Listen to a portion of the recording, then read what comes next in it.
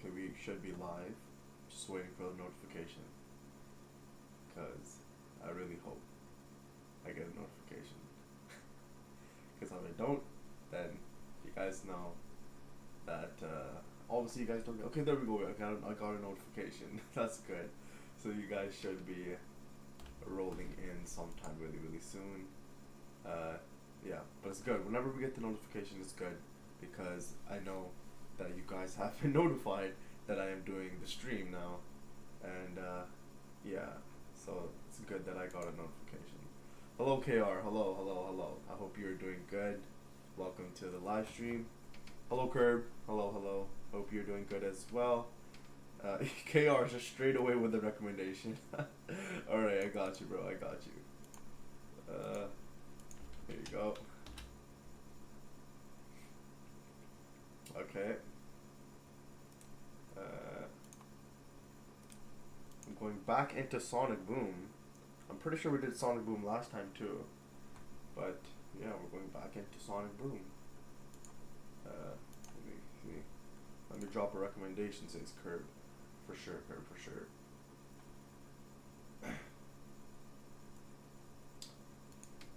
I'm just gonna wait a little bit and we'll get into the videos because I don't want to take 30 minutes loading up the queue like last time. Or that was like 2 live streams ago, I think, actually. So yeah.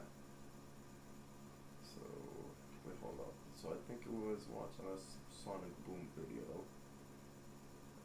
It says this. So KR, I think your video recommendation is the best Sonic cartoon, Sonic Boom. I think that's the recommendation you have. Yeah, okay, it is that. Okay, I got you. The best Sonic cartoon. Yeah, okay, I got you.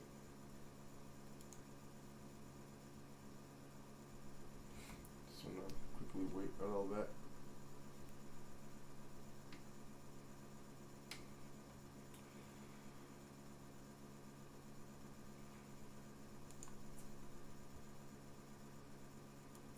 Okay. Curve has one. Another. Okay.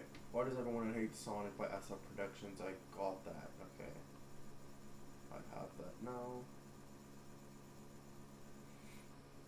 And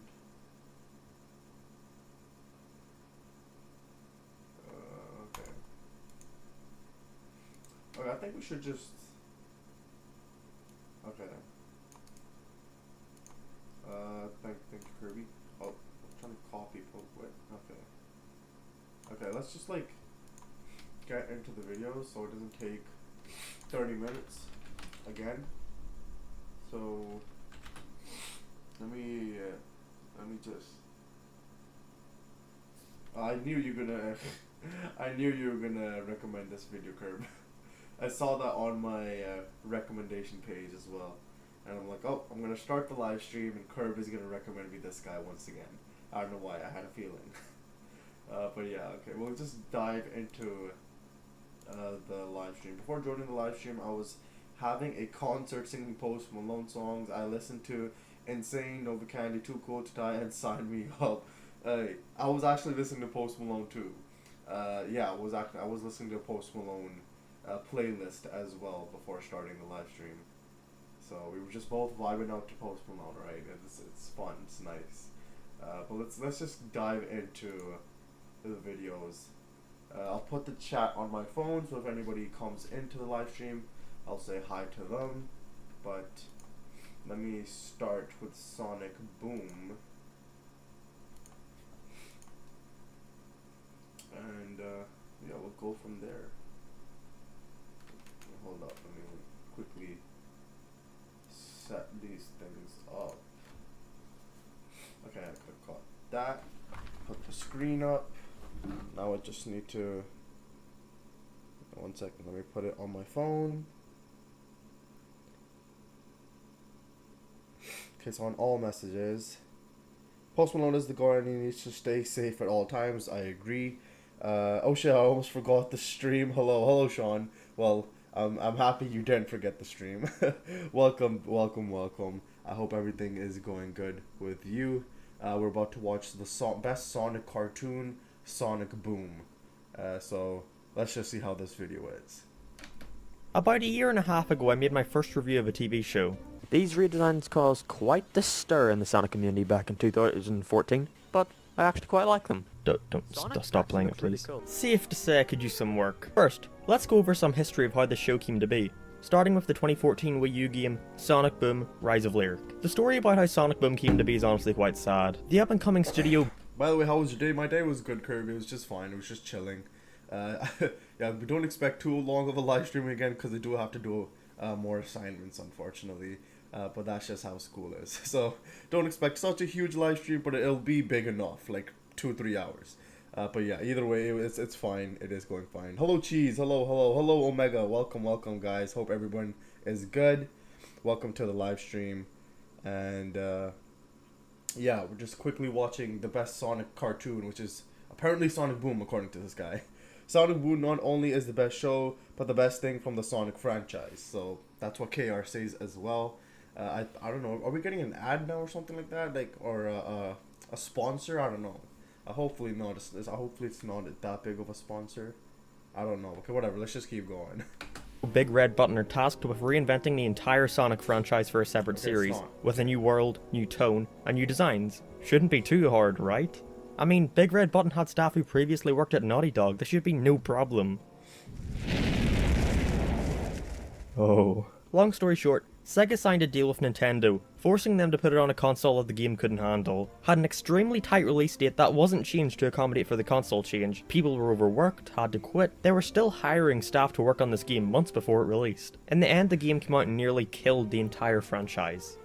For a second time. I'm gonna spare you the details on how this game is just so unbelievably awful. It's one of the worst games ever. Because, well, first of all, it's not. And second of all, I don't think it's entirely fair to bash on these people who tried their damn best to make a game that was just way too ambitious for the time and resources they were given. But something else happened during the development of the game. Sega and French animation studio We Productions partnered up to make a CG Sonic cartoon based on the Sonic Boom brand. This created a major shift in the game's development, with Big Red Button having to take this half-finished game and somehow find a way to have it set up a TV show. And since this TV show was a comedy aimed at boys aged 7 to 11, they had to change what looked like a pretty serious origin story into a goofy adventure where Sonic and friends feel the need to open their mouths every 3.4 seconds. You guys must have really pissed him off! Okay, maybe that's a bad example. I have no idea what you're talking about, but I'm pretty sure it's a bad thing.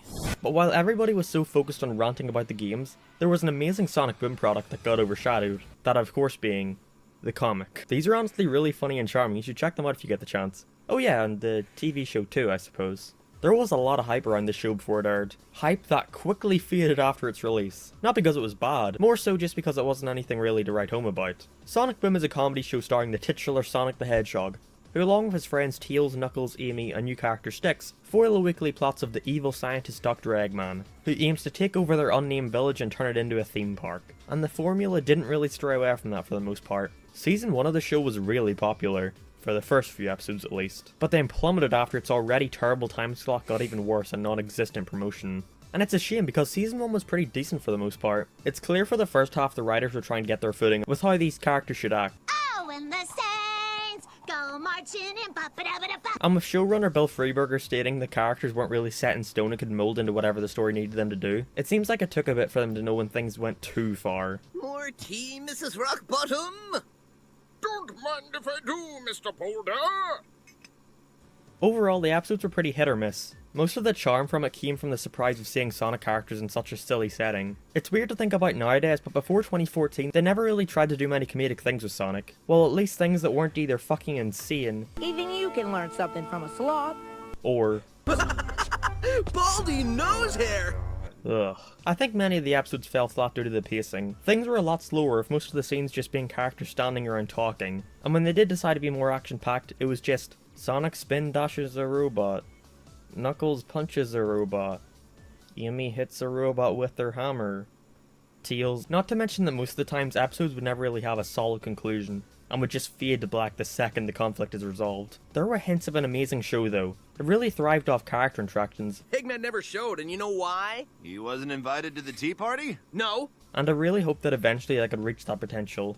Well, shortly after season 1 started, the show was picked up for a second season. I wonder how long it took for Cartoon Network to realise how bad of an idea that was. Sadly though, like all their unsuccessful shows, it was tossed aside to die on Boomerang after only the second episode of season 2, where it faced a brutal death. Which is such a shame because season 2 was everything I could have ever wanted from this show and more. First off, let's talk about the animation. I cannot describe how jarring it was to go from this, to this, and then to this. This season right off the bat sets you up for some amazing animation. The lighting looks great, everything is so saturated compared to the extremely dull look of season 1, but then about 10 episodes in it gets bad. Like, really bad. I don't know whether it was due to a lack of money or a lack of time, but my bet is on the latter, as it seems like they planned out which episodes would be a higher priority than others, with the season premiere and season finale being pretty high priorities, but episodes like Knock Knock Who's Here and 3 Minutes or Less being really unpleasant to look at, with how unfinished the rendering looks. In the episode Eggman's brother, then no joke left the frame counter in a scene in the original airing. But aside from some episodes looking unfinished, the animation itself had a major boost in quality. In season 1, characters would really slowly move from one position to another, making it look very stiff, and the expressions, well, there were none. But with season 2, the animation is so fluid, and characters emote like how you'd expect them to, which gives the characters an even greater sense of, well, character. Especially because of how great a job the new cast, I say new, but they've been voicing these characters for the past decade, but you know what I mean, do. Wait a minute, there are multiple Knuckleses in this dimension? That could cause some kind of catastrophic anomaly. I do not want a dimensional explosion in my lab. I just have the floors waxed. Animation like this I quit heroing, and I quit this stupid group! doesn't do Roger's amazing performance justice. Animation like this does. Everyone does a great job in this. People complain a lot about the new cast, which I can understand. I mean, what's the point in building an audience's connection to a character's voice, only to change it out of the blue? Why would they do something like that? And while I don't think any of them, other than Colleen O'Shaughnessy as Tails and Mike Pollock as Eggman, fit particularly well as the modern characters, I do however think they're perfect for their Boom counterparts. Speaking of the characters, they've also seen major improvements. For example, Knuckles, who in season 1 could come off as an oblivious asshole a lot of the time, is much more likable with him mostly being used for a random joke here and there. A horse walks into a bar, and the bartender says, "Hey, no animals in here!" And the episodes about him being a lot less focused on him wreaking havoc in the town, or just on random villagers. Although the standout character is without a doubt Eggman, but I'll talk about him in a little bit. Another issue I had with season 1 was how formulaic it was. It feels like for a lot of the plots they would have this really neat idea but not really do much with it, and every episode would have to shove in some really forced Eggman fight. Like seriously, he has absolutely no plan half the time. He just comes in, throws the same 1 or 2 robots at Team Sonic, then leaves. Even the writers knew how predictable it was getting, with them even making jokes about it in the second season. Dr. Eggman's schemes aren't fiscally motivated. I mean, they're barely motivated, period. Haven't you ever seen this show? This old bot again? Why can't you build something new? I'm trying not to go over budget. And thankfully the episode plots got a lot more interesting. They're a lot more absurd, with I think the weirdest being one that focused on this small group of incompetent villains starting a bowling team. But I love stuff like that. This season has a lot of interesting stories, such as Eggman opening a hotel, Eggman going back to school, Eggman going on a vacation with his Robo family. Do you see where I'm going with this? About halfway through the season it turns into Eggman Boom.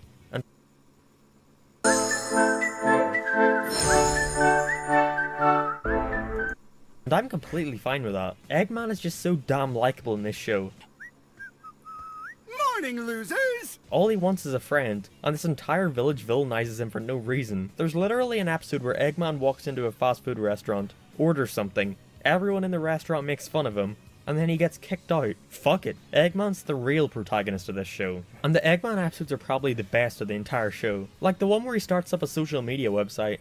What shaking, girlfriend? Snapping some selfies to your BFFs? That's on fleek! Where you can see all the funny meta jokes from the show re-uploaded again and again and again. It's pretty sad that all the show is going to be remembered for is the meta jokes. It's not that I don't like them, it's just that sometimes I feel like they can get in the way of things. Like, let's halt the episode for 30 seconds so we can make a funny fourth wall break. And I do like those jokes, don't get me wrong, I really do. Well okay, aside from its weird obsession with political humor, but I feel like the show should be remembered for its great jokes that don't rely on being meta to be funny. The humor gives me a lot of Simpsons vibes. And I shall bring you the truth! The truth! Actually, I can't handle the truth. And the show really did end on a high note, with a two-parter about Eggman tricking Shadow into wanting to murder Sonic all because he wanted some footage for his video game. They actually attempted a multiple-parted episode earlier on with the 4-part special, Robots from the Sky, which I think were some of the best episodes the show had to offer, with it being written by Bill Freeberger, along with the other two head writers Alan Denton and Greg Hahn. The finale gave us everything. Great jokes, clever callbacks to previous episodes, and it seems like this is where the majority of the animation budget went into, because the action is without a doubt the best the show had, ending what I believe to be the best Sonic TV show. It's too bad the Cartoon Network had such little faith in this show. Who knows how successful it could have been? I mean, it got really impressive ratings when it started, especially for the time it was airing at, so imagine how far it could have gotten if it got a decent time slot and some advertising. I myself remember seeing one advert for it when it premiered on Boomerang in the UK, then it aired for about a week, then disappeared for good. Although 104 episodes is still a really good run, with it being the longest running Sonic show. But maybe it's a good thing we never got season 3. Bill Freeberger stated on Twitter that if the show were to ever get a third season, he wouldn't be involved in it, and the other head writers seem to have moved on to other projects. So let's just be glad the series ended on a high note, and didn't continue in Sonic Bomb. And let's be grateful that this show gives the most amazing thing to ever happen in the Sonic series. Jokes about Eggman's dick. What am I supposed to cover with that? Are you making fun of me? You know, sometimes it's good to just let things end, okay? Just end it on a high note, because if you keep dragging it out, then obviously there's a chance that it's not gonna be as good as it once was or anything like that, you know? But let's see what you guys have been saying. Sonic Boom, I think we were at the Sonic Frontiers, but had too many mods in it by Alfred. The Sonic Boom was pretty similar to Pac-Man and the Ghostly Adventures. On Sonic Boom also has my favorite version of Tales of All Time too. At least the Boom Show isn't just full of Marvel humor. Not the baldy nose here again. The Sonic Boom TV show actually is really funny. The Pac-Man and the Ghostly Adventure show, from what I've seen, doesn't seem all that funny. I only love this series because Sonomi Moments is high notch. The Trolls ad, bro, you just got trolled, yeah. Because he's the villain. You're reminding me of that one episode with the obsessed Sonic fan that just kidnaps him. I don't remember what episode was that. I need more Sonic Boom content. I thought your middle name was the. Oh my god. Yeah, we did watch that last episode, or last live stream. I need Sega to make more Sonic Boom content. Sonic feeds Knuckles because jealous of Amy with radical speed. Having the resistance to let a series end on its own terms is the greatest mercy. Exactly. You don't want to overdo something, you know, because you might ruin what once was a good thing, once upon a time. But it's good that you saw about where most of you, or whoever has watched it, you guys have somewhat enjoyed what they were doing with that show. It seems like a pretty chill show though. It does seem like a pretty chill show. Tell Nintendo that. I see it happen too many times. There's a character that has similar resemblance to Justin Bieber in Boom. What? To Justin Bieber? That's just so random. Who? Like, which character are you talking about? Similar. Is there a similar resemblance to Justin Bieber? I have no idea, but okay. They just put Justin Bieber in Sonic Boom, I guess. They're like, just F it, whatever. Just put Justin Bieber in Sonic Boom. Get the ratings up. I don't know. But okay, let's just watch Why Everyone Hates Sonic, which was, I think, a recommendation from Kirby, if I'm not mistaken. I thought that I was late and missed something, but then I saw Sonic Boom and I got there's nothing to worry about. Hello, Gortor. Welcome to the live stream. Yes, you're not too late. It's just a couple minutes, I guess you can say. But yeah, you didn't miss much. Just a Sonic Boom video. I'm now starting to remember how bizarre these episodes were, honestly. Oh god. Okay, let's just watch Why Does Everyone Hate Sonic? Okay, let's just go. Wait, okay, nope. Wait, name is Justin Bieber, and he is a singer too in Sonic Boom. Sonic big jealous of him because Amy likes Justin. Oh god. They constantly bring back a lot of old tracks in Mario Kart. Not only Mario Kart, but also the new Super Mario Bros. Games too. The Justin Bieber episode was pretty funny. It made fun of boy bands and made Justin evil. Oh god. Okay, that sounds like a really interesting episode. Video request why Blaze was brilliant and how she was destroyed by the PJ show. Okay, I'll put that right after watching this video, Cheese. So let's just quickly watch why does everyone hate Sonic.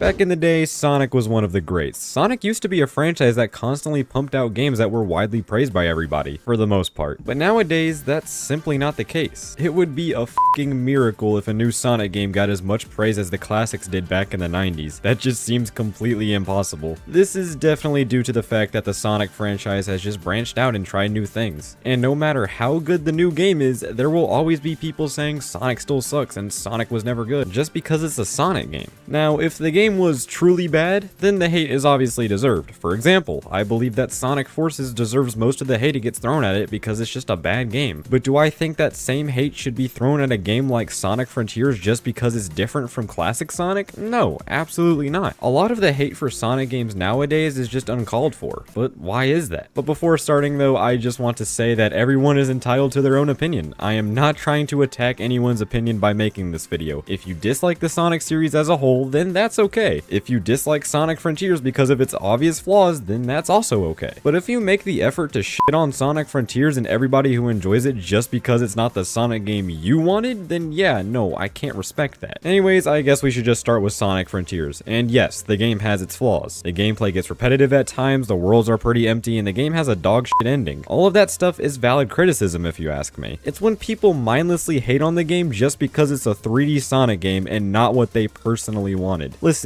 it's fine if the game didn't live up to your expectations, but don't blame that on the game itself because it didn't do anything to cause that. It just wasn't the game you were looking for. But I feel like the true dislike for Sonic started all the way back at Sonic Adventure. Yes, Sonic had a rough transition to 3D is still a phrase that is widely spread by the masses. Listen, Sonic Adventure was definitely something. People genuinely liked the gameplay, but it wasn't perfect. It wasn't this groundbreaking historical game like Super Mario 64. It was just Sonic in 3D, but with fishing. Then we have Sonic Adventure 2, which was actually more praised than Adventure 1. This is probably due to the fact that the pure spectacle of this game was massive. It also introduced Shadow, which is one of the most popular Sonic characters nowadays. And while I personally don't think that Sonic Adventure 2 is that good of a game, it's clear that people were very fond of it when it was first released. This was definitely what 3D Sonic needed to take off. Then we had Sonic Heroes, and no one gave a shit about Sonic Heroes. And then we had Sonic 06.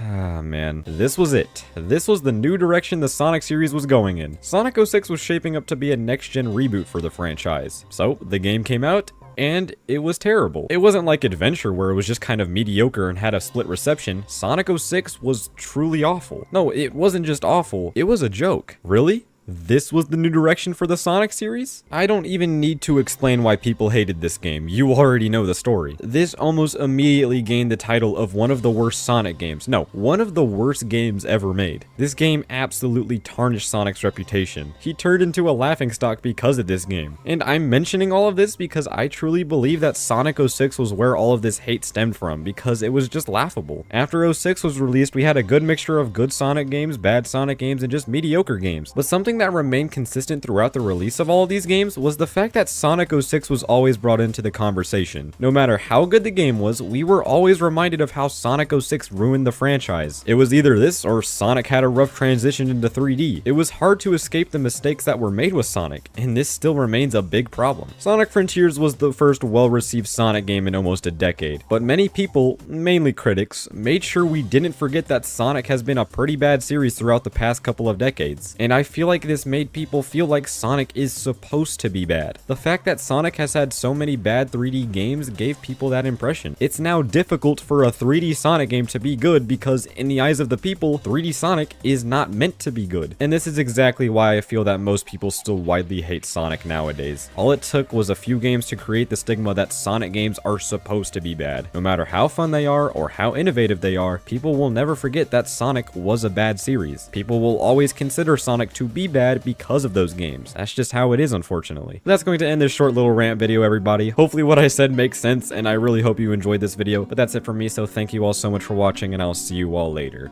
Goodbye. Okay. Well then, seems like Sonic 06 was the problem, or the starting of all the problems, let's just say. But I don't know how many of you guys have played Sonic 06 and stuff like that. Did you like Sonic 06? I think a couple of you said that it was horrendous, but I forget. I probably asked this a while back too.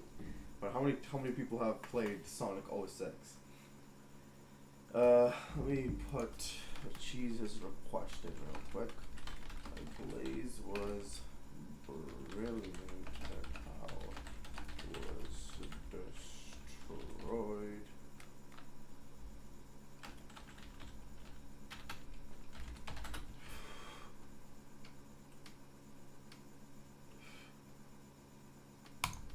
Alright. Let me put in. Okay. You know that Justin Bieber episode, I think it was predicted the music industry nowadays. In the episode they used hypnosis to make people like the music nowadays. They do satanic rituals and use hypnosis. Oh god, okay. Lil Uzi Vert also did something like that. My favorite episode of Sonic Boom was then Sonic showed how much he was afraid of water and how Eggman mocked Sonic. It was funny. Oh, I think it was in the video as well that we saw that. Brass really said adventure was mediocre. Bro, it's already been 22 minutes since you started the stream. It's crazy how IGN made a video in 2022 about the Sonic was never good quote. Sonic Adventure 1 gets slandered so much because people judge bad ports of the good Dreamcast game. IGN going through a character arc was the last thing I expected to.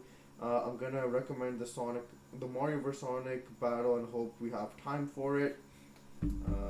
Let me see Curve 1 second. Mario vs Sonic Death Battle. I think we should. I'll put it in the queue. I played Project 06, which is the fan remake that is better in every way. So I got a tongue twister for you, real if you want to try.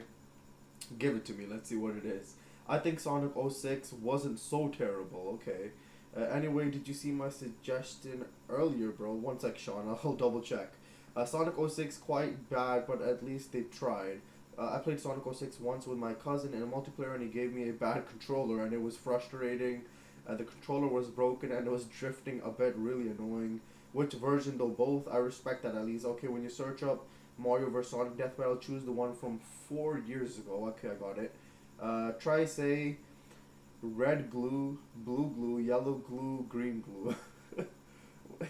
Am I supposed to say that like fast or something like that, KR? Hold on, let me see what Sean's recommendation was before. Sean, let me see. Okay, hold up. Sean.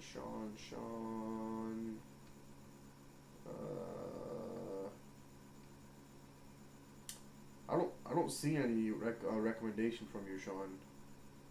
I'm pretty sure I have it in. Oh my, wait. No, yeah, I have it in all messages. So I don't see any recommendations from you, Sean. So please do resend it. Because yeah, I don't see anything here. Well, you did it first try. Yes, I did it first try. Please check out Sonic Frontiers OST new chapters. Please check out bootleg and unauthorized uses of Sonic. Okay, I shall add that to the queue. So give me 1 second, and I'll add it to the queue. Sonic Frontiers. We're back on Frontiers. Okay, new chapters theme by the official Sonic the Hedgehog. Okay. Oh yeah. Okay, I saw it. Okay. And then it was, you know, those new chapter themes are so good. The new Frontier chapters themes are part of the update 3 for Frontiers, and they sound pretty good so far. Wait, what? Hold on, Eggman. Okay, now I see it, Sean. But before I didn't see any recommendation. I'll add that to the queue now, Sean. But let me add 26's recommendation, which was bootleg and unauthorized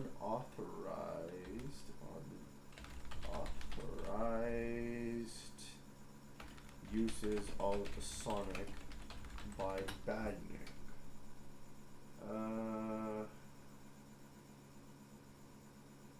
Okay, I think, yeah, I see it, okay.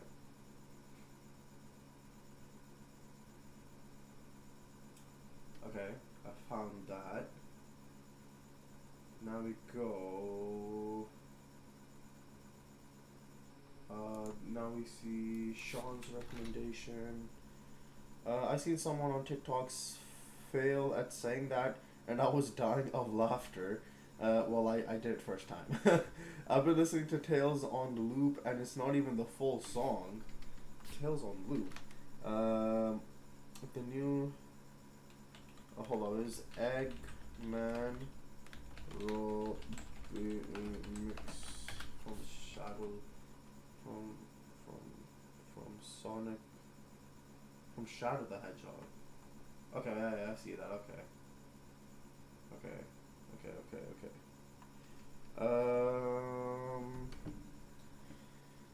Badnik Mechanic. Fun fact: I was in one of his streams when Sonic Racing released. Oh, okay. I got a Domino's ad. I was talking to him in voice chat. Oh, that's fun. Hopefully they're a good person. I'm guessing that they are. Let's just say they are. I got a Domino's ad. Sean, you should get some Domino's. You should get some pizza. Unless it's like really late for you or something. But I'm just saying, it might be a sign. You know, it might be a sign telling you to get some pizza. But yeah, I think we should go into the next video.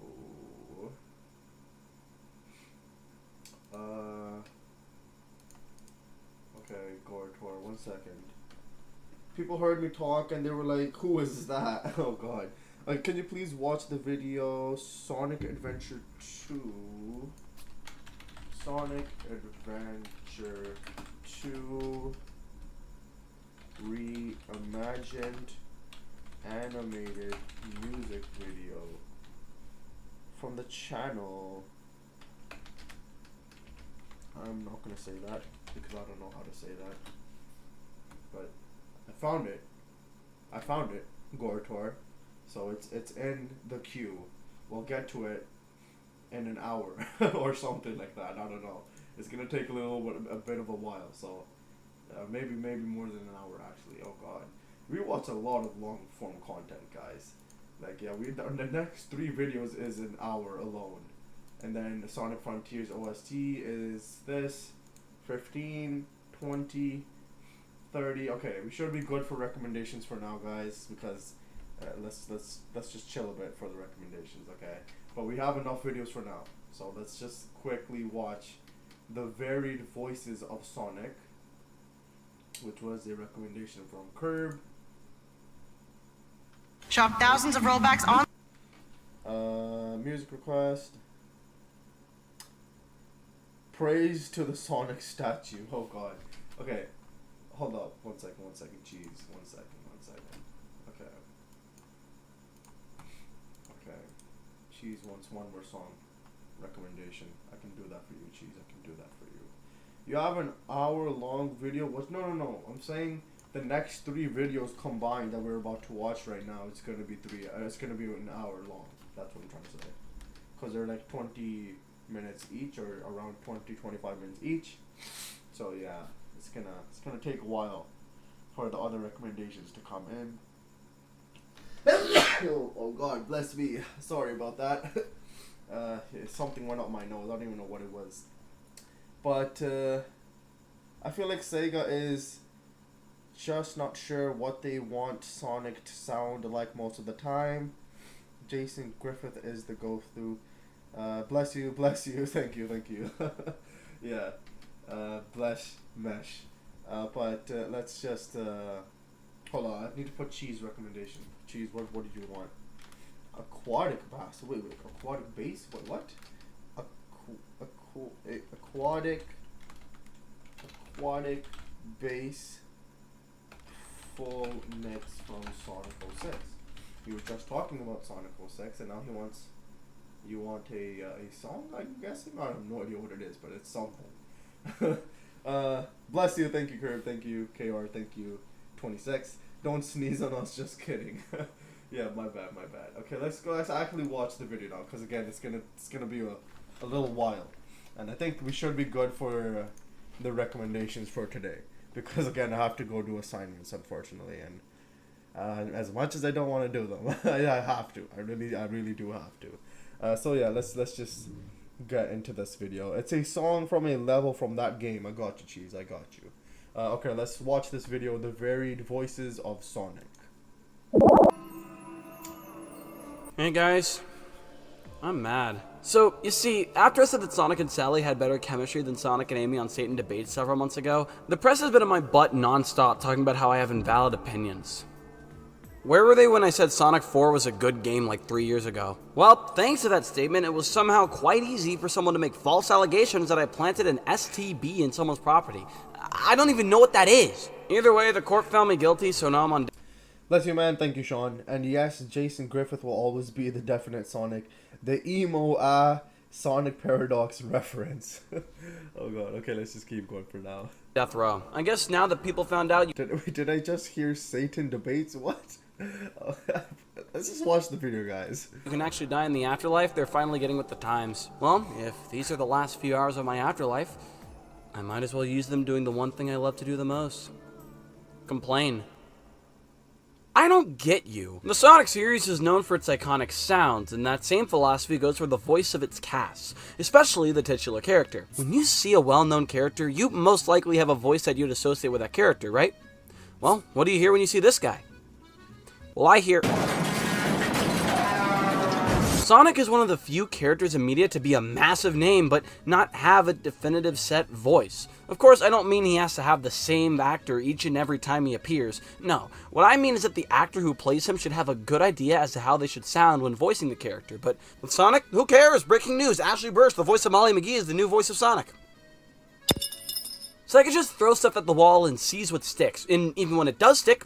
We gotta watch Sonic shorts in the future. One more recommendation, Sonic Frontiers Into the Horizon by the official Sonic YouTube page. I'll probably put that after this video ends, Kirby.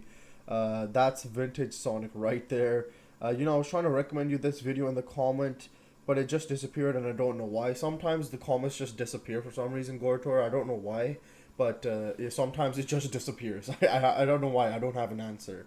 So I'm sorry about that, but hopefully you got the comment through. I hear Sonic Boom, Sonic struggling to lift a bike. Hello, Tim. He's here. You're here. Hello. Welcome to the live stream. Welcome. Where's Alex today? Alex didn't show up today. He's probably sleeping, I'm guessing. Or something like that. I don't know. Or busy or something. Yes, I suggested Sonic Shorts a long time ago. Sonic Shorts as in, like, YouTube Shorts? Or is that what you're talking about? Like, YouTube Shorts on Sonic? Or are we talking about something else here? Subtim says, Sean...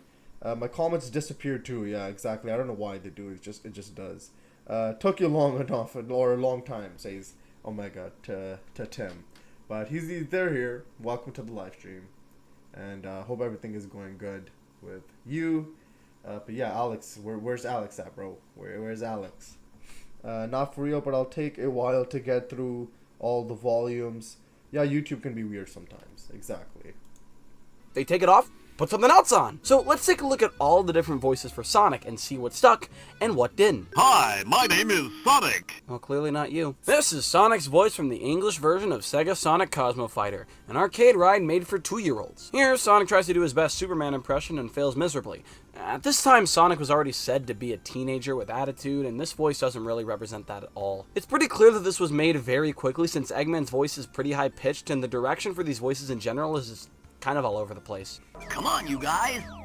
Get going! It makes sense that this would be a rush job since it was a translation of a Japanese game that was barely produced. It was so rare that it took until 2023, over 30 years later, for the English version to be even found. I'd say this is probably one of the lower points in Sonic's voiced career for the direction and tone alone. Alright! But you know what? You're pretty cool. Sonic CD was the first Sonic game released on a compact disc, and thus, it was far simpler to use sound files than on the Sega Genesis. So, the choice was made to give Sonic a voice. What lines does he have to say? Yes! Can you say anything else? Yeah! I'm out of here! I think this take on the character, while pretty bare bones, has the tone and snarkiness that I think fits this character. Pretty good start. Who's next? Wow, so retro. While the Japanese team was giving Sonic a voice in Sonic CD, the patriotic Americans needed to do the same. So, Jaleel White, known for playing Steve Urkel in Family Matters and that one guy in Psych, was casted as Sonic the Hedgehog in 1993's animated series, Adventures of Sonic the Hedgehog and Sonic the Hedgehog, with Jim Cummings. He had a really spunky, too cool for school 90s vibe to his voice with a snarky attitude. His voice pretty much fit the idea of Sonic's personality at that time. This is my competition? A couple slow-mo hoverheads? Man, then I'm wasting my time. He played the character throughout both series' run and reprised his role in Sonic Underground in 1999, which is apparently pretty popular in prison. Oh, dude, is that the Sonic show with the dope theme song? Oh, yeah, dude. Give up your children, separate, bide your time, lie in wait. While Jaleel would not return for any future official Sonic endeavors, he would voice the character one more time in the 2013 Sonic fan film. Way past cool, huh? Good grief, that mouth is unsettling. See something you like? I hope not. I mean, you're pretty and all, but... Oh no, not again! At the same time Jaleel officially reprised his role as Sonic for the last time, the first proper video game voice for Sonic entered the picture. Ryan Drummond. Starting with Sonic Adventure in 1999, Ryan gave Sonic the snarky, attitude-filled tone that Jaleel gave him with a bit more gruffiness in his speech. It was like he was letting his voice do a fusion dance with his throat, giving an unrivaled uniqueness to his voice. Let's find Eggman and show him the real power of teamwork. Ha! Think I'd miss this? Time to crack that Eggman wide open! Yeah, let's party! He's probably one of the most recognizable and iconic voices out of everyone who has played Sonic in the past. However, while I believe his vocal performance was fantastic, the same can't be said for the script and direction he was given. The voice direction in Sonic Adventure 1, 2, Shuffle, and to a lesser extent Sonic Heroes are among some of the worst in the series. The dialogue is poorly written and sometimes makes absolutely no sense. Like, there are actual points in these games where the English actors say Japanese words. How? Ryan's dialogue is just straight up bad. It's definitely not his fault, but it's still there. However, Ryan's general performance was so great that he still voices Sonic today. Unofficially. He's worked on a few fan-made productions like Sonic and Tails are. It's obvious around the beginning of the show that he had to get back into the swing of playing the character, but as the series progressed, he did reach a performance that rivaled the official games he was in. Chill out, Shadow.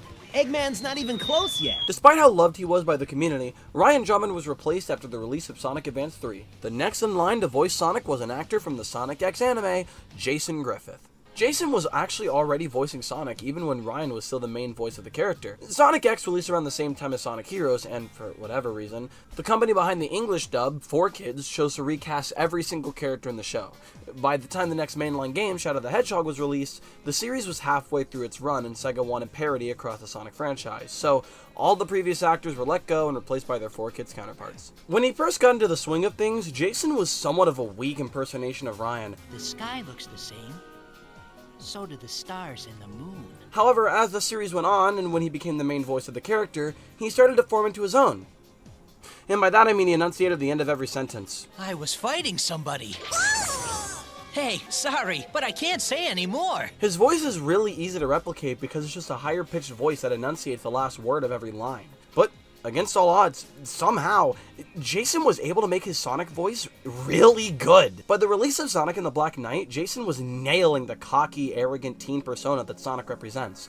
He doesn't have the spunk or snarky performance that Ryan and Jaleel had. Rather, he's more laid back, or chill if you will. Ha! Not the sharpest tool in the shed, huh? So I have to defeat the Knights of the Round Table and collect the sacred swords? He's become much more tolerable and, to an extent, almost up there on the pedestal with Ryan in my opinion. At that point, honestly, I'd have been down for Jason to stay as Sonic. If he was able to improve this drastically within a 6-year time span, who knows how 10 years would treat it. Oh, come on! YouTube Premium is ad-free YouTube and exclusive access to all things. So, with the contract with 4Kids expiring, instead of Sega choosing to renew it again and keeping the voices consistent, they instead chose to replace the voices. Again, this new line of actors would debut in Sonic Freeriders, with a few rumors saying that Ryan Drummond would be reprising his role? Finally, Sega, after 50 years of being a company, have finally made a good decision with their mascot. Feeling good. I'm looking forward to seeing the sights as I tear through such a beautiful town. Wait, that's not Ryan. Ah, I'm sorry. I didn't get that memo. I beat you every time. Is it me? Or is that place we were just in awfully familiar? Hey! Look at me, Baldy McNose here! Yo, don't you think that Titan was kind of overkill? And then she hooba'd my dooba, and then we scoobity-wooba-dooba together. There's nothing like publicly writing out in public to make you want to kind of go to the gym and just take pictures of you at the gym because you have poor self-body image and don't really care about yourself. Bro, I can't really breathe. Yes, while it was true that Ryan Drummond was supposed to reprise his role as Sonic, Sega gave him a contract that, if he signed, would force him to leave his union. So he decided to not sign the contract. Thus, Sega chose to get an entirely new voice to take over the role, Roger Craig Smith. Roger's take on Sonic is very different from the rest of Sonic's voice lineage, and by that, I mean it can be either alright or make me squirm in my seat. In his first outing, Sonic Freeriders and Sonic Generations, he seemed to be doing an impersonation of Jason Griffith, enunciating the end of most of his sentences. How did this happen? However, as he continued to voice the character, he started to grow into his own, and in my opinion, let me jingle those keys in front of you so you don't make a call-out post on Twitter, in my opinion, it is among some of the worst Sonic performances of all time. In terms of both voice and writing, Sonic has pulled an Oliver Jen by transitioning from a cool, chill teenager to an annoying, whiny, somehow simultaneously too high and too low-pitched, wisecracking moron. I am on fire tonight! Bro, in games like Sonic Lost World and Sonic Colors, he is so annoying it's laughable. Lost World especially. I know I'm supposed to stick to the voice of the character, but with Roger, the voice direction and the voice itself go hand in hand. Roger himself is an absolutely incredible actor. He's played characters like Batman in some of the Arkham games, Captain America in licensed media, Ezio in Assassin's Creed 1 through 3, Kyle Crane in Dying Light, and so many others. He's fantastic in all of those roles. However, with Sonic, is always flip-flopping from fine to downright awful. Nearly every other game that's released forces Roger to essentially play an entirely different character. Freeriders and Generations had him doing the Jason Griffith impression, like I already said. Colors had him doing this deeper voice that sounded like a 30-year-old man trying to pretend to be a teenager, and it comes off as trying too hard. Lost World had him do this slightly higher-pitched, annoying voice that I also mentioned before with some of the most annoying dialogue in the entire franchise. Then, when Sonic Boom came out, Sonic's personality was shifted to a more lazy and sarcastic, laid-back guy who's done with everything. Thus, Roger's voice was changed again to reflect that. Then it was changed yet again in Sonic Dimensions, where Sonic's personality was changed to be like a wisecracking meme lord. That voice never went away and was used in the last Sonic game of that decade, Team Sonic Racing. Good grief! I don't think this is something like Jason where he's constantly growing and changing into his own version of Sonic. I think this is the voice directors actively choosing to constantly change how Sonic sounds for the funsies, and I'm sick of it. These directors need to get their act together, and Roger needs to go... Out of absolutely nowhere in the beginning of 2021, Roger tweeted that he'd be leaving the role of Sonic. While I was happy that we could finally be getting a voice that fit the character better along the lines of Jason and Ryan, it's annoying that Sega is still constantly changing Sonic's voice. Bringing it back to my initial statement, when you see an iconic character, you most likely associate them with a specific voice. Even if that character goes through changes in voice actors, the general concept of that character's voice is still, for the most part, intact. But with Sonic, his voice changes so often that no matter who you ask, you'll almost always get a different answer when you ask someone how he sounds. Some may say they hear Ryan, some may hear Jason, Roger, Jaleel, or the Cosmo Fighter voice if they're weird. If they want to stick with Roger, so be it. I won't like it, but I can accept it. But they're constantly flip-flopping between these actors and these different tones and inflections for the character, and it's so annoying. With Roger leaving though, this may be the perfect opportunity for Sega to finally figure out how they want Sonic to sound, since there could be fewer issues with contracting directions moving forward. Do they want him to sound snarky and gruff like Ryan, maybe cocky yet collected like Jason? Or they could continue to stick with something similar to Mr. Hooba Dooba himself's line of work. Well, a lot of people felt that Roger leaving was a choice made in order to create parody in the Sonic series, a la the 4Kids recasting. This time though, it wasn't with the voices of a Sonic anime, it was the voices of the Sonic movies. More specifically, the voice of the titular character in those films, Ben Schwartz. Ben's Sonic voice isn't really a Sonic voice per se. His take on the character is nearly identical to his takes on other characters like Leonardo in Rise of the Teenage Mutant Ninja Turtles and Dewey Duck in DuckTales 2017. But I didn't do this all alone. I found a new family, new friends, and you can too. And Sonic's personality in the movies definitely fits a similar bill to the latter. That was not a duck pun, I swear. He's an outgoing, inexperienced child that aspires to be more than what he actually is, and I'd say that Ben nails that for Sonic. If he were to play the main version of the character, I still think it could work. It'd obviously have to be toned down just a tad, more Leo than Dewey, essentially. But in the films, it's nearly flawless. Cool. Also, what is going on? For what the films are aiming for, Ben is the perfect candidate for the voice of Sonic. Did Sega choose him to be the new voice of Sonic? Did they choose a sound-alike? Or did they choose someone entirely different? Huh? The day before The day before Sega's planned reveal of the next big Sonic games, Roger revealed that he would be returning to the role of Sonic. What? I mean, I'm happy he's able to return to the character that he clearly does love to play and that Sega is staying consistent, but why did he even tweet that he was leaving in the first place? The very next day, Sega revealed Sonic Colors Ultimate and its animated sub-series Rise of the Wisps, the latter of which features Roger performing new lines as Sonic. Then they revealed that Sonic Frontiers, which in the teasers later that year, had lines from actors that already said they were leaving the series, and lines made for the final game to be released in 2022, almost 2 years after Roger's initial statement. The game was already pretty late in development by the time the first teaser was released, and it wouldn't surprise me if those lines for Sonic and the crew were already finished. And if this is the case, why on earth did Roger reveal that he was leaving before any of that was even announced? It's stated that Rise of the Wisps was recorded before the pandemic of 2020, and I wouldn't be shocked if Frontiers was also recorded before it too, meaning that those lines were already set in stone over a year before Roger and his peers, aside from Mike Pollock for some freaking reason, said they were leaving. So why would you say that you're quitting as the voice of Sonic if people would still hear you as the voice of Sonic on multiple occasions after? We still haven't heard Sonic's voice in any upcoming projects after Frontiers. Is Roger still leaving and going to be replaced moving forward? Is he actually staying? I don't even know anymore, dude. I'm on death row. Why am I thinking too hard about this? Well, either way, Roger would continue his reign, and his big comeback would be the latest game in the series, Sonic Frontiers. Let's see how he sounds. What the kind of humanitarian outfit are you guys? And for that matter, if this project file can save the world, why keep it a secret? Oh, sorry, I had Dying Light on. Let's see how he actually sounds. Looks like I'm the only one who made it out of that. Whatever it was. I thought I turned it off. In order to fit with the game's direction and tone, the voice cast had to change their usual takes on the characters to be more down-to-earth and kind of depressed. Roger in particular went from a smart aleck meme lord reference machine in Sonic Dimensions, Team Sonic Racing, and Sonic Forces, to a stoic Charlie White sounding reference machine. Careful. Where's the fun in that? We're not fixing the problem they think they have, but we are bringing them peace. In my opinion, this is the worst Sonic has sounded in recent memory. He was definitely annoying and ear-graining before, but now he has the voice of a generic adventurer game protagonist like Nathan Drake. I'm not saying that Nathan Drake is bad or anything. I'm saying that Sonic doesn't stand out anymore like he once did, whether he was inconsistent or not. There are also moments in this game where Sonic genuinely sounds constipated, like when he's yelling. Instead of him actually yelling like an actual freaking person, he instead keeps this quiet, depressing voice and does this fake-sounding shouting thing. So, was this Sonic's voice moving forward? Was Sega finally getting their act together despite me disagreeing with the approach? No, of course they didn't. He's a meme lord again! Woohoo!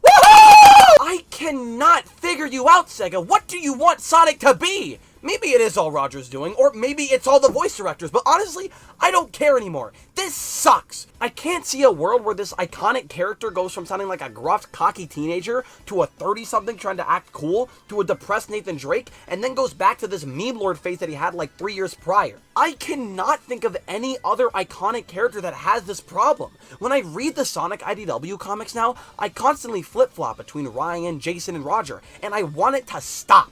I want to have a definitive Sonic voice. I want to be able to experience this character like I do with others. And I also just want to get this over with and get Death Row out of the way. What's the next thing that comes after Sonic Frontiers? Hey, what's up? It's me, Sonic! I love him. For whatever reason, the main video game cast was not brought on for the seemingly canon Sonic animated series, Sonic Prime. So, all the characters were recast again. Sonic was set to be voiced by Devin Mack, and from our very first hearing of him on his announcement video saying that he was playing the character, I was immediately hooked. Devin feels like a take on Ryan Drummond's Sonic with the range that Roger Craig Smith has. Didn't know I had that in me. That's what you get for messing with my friends, Egghead. He has this perfect voice that could fit in the games with Ryan, Jason, and Roger like a glove. How did they mess it up this time? Devin's Sonic voice was simply not made for Prime's take on the character. In Prime, Sonic feels much more inexperienced. He's always acting like a bumbling idiot and feels like he has the mental capacity of a 12-year-old, which makes it really difficult to accept that this is considered to be in the same timeline as the video games and comics. This show would fit much more in line with the movies, but even then, this version of Sonic is still much more immature than that. His personality makes Devin's performance come off as really whiny and irritating at times, and it's such a shame. From the parts of Prime that aren't that annoying and the unofficial things that Devin has done involving the series on his social media, he sounds absolutely stellar. But in the official show, he's known for his dialogue and voice clash in a really bad way. And with that out of the way, we have officially discussed every notable Sonic voice actor. Who would I say is the best Sonic in my opinion? That's a tough question, but it's definitely tied between Devin Mack and Ryan Drummond. They both have that quippy, snarky attitude that I attribute to the character, but they both have their own uniqueness that makes them still stand out as their own. And that's how most actors for this character should be. They should have what makes this character's voice so recognizable while not exactly being a direct clone of the previous actor. Like, there's literally an unused line in Sonic Freeriders that has Roger doing some kind of Ryan Drummond impression. Here we go! And it sounds really good, but no, instead we get Ooba Dooba! An example that I think is perfect for this scenario is Chris Diamantopoulos as Mickey Mouse. When the previous voice actor of Mickey Mouse, Wayne Allline, passed away, Chris and Brett Iwan went on to voice the mouse in other media. While Brett was much closer to Wayne's voice with only minor differences, Chris was an entirely different beast. He was still doing a voice similar to Wayne that was easily recognizable as Mickey Mouse, but he gave his own spin on it, having tons of range that allowed Mickey to be more expressive than he had ever been before. To me, Devin Mack could be Sonic's Chris Diamantopoulos, taking what the previous actors did and putting his own spin on things. However, the material he's given, much like with the rest of these actors, is what messes things up. Mr. Poole, you have been charged with an attempted STB attack, and you will now be executed. This is kind of roomy, actually. How is this going to kill me? Oh, the roof is going to flatten you to death. Sick. Do you have any final statements? Yes, actually. Sonic's voice is nothing like those other characters. It's constantly changing. Whether you believe that to be a good or a bad thing, it's undeniable. In my opinion, a change needs to be made. Your character needs to be as recognizable as possible for your brand to be as widely known as possible. And with Sonic's voice being the way it is, I'm absolutely confident that it has caused tons of brand confusion. A voice is meant to discern people from one another, but for Sonic, it somehow isn't the case. Are you done? Pretty much, yeah. Why isn't it working? The power seems to be used by another output. This is death row! What else could be taking up so much power? Ground, Sonic Underground. That explains it. Right, shut that off and then divert the power. Oh my god, he's gone. Should we go after him?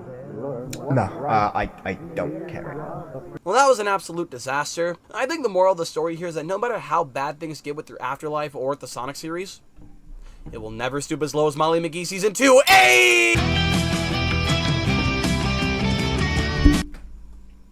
Okay, I've been kind of reading along with what you guys have been saying.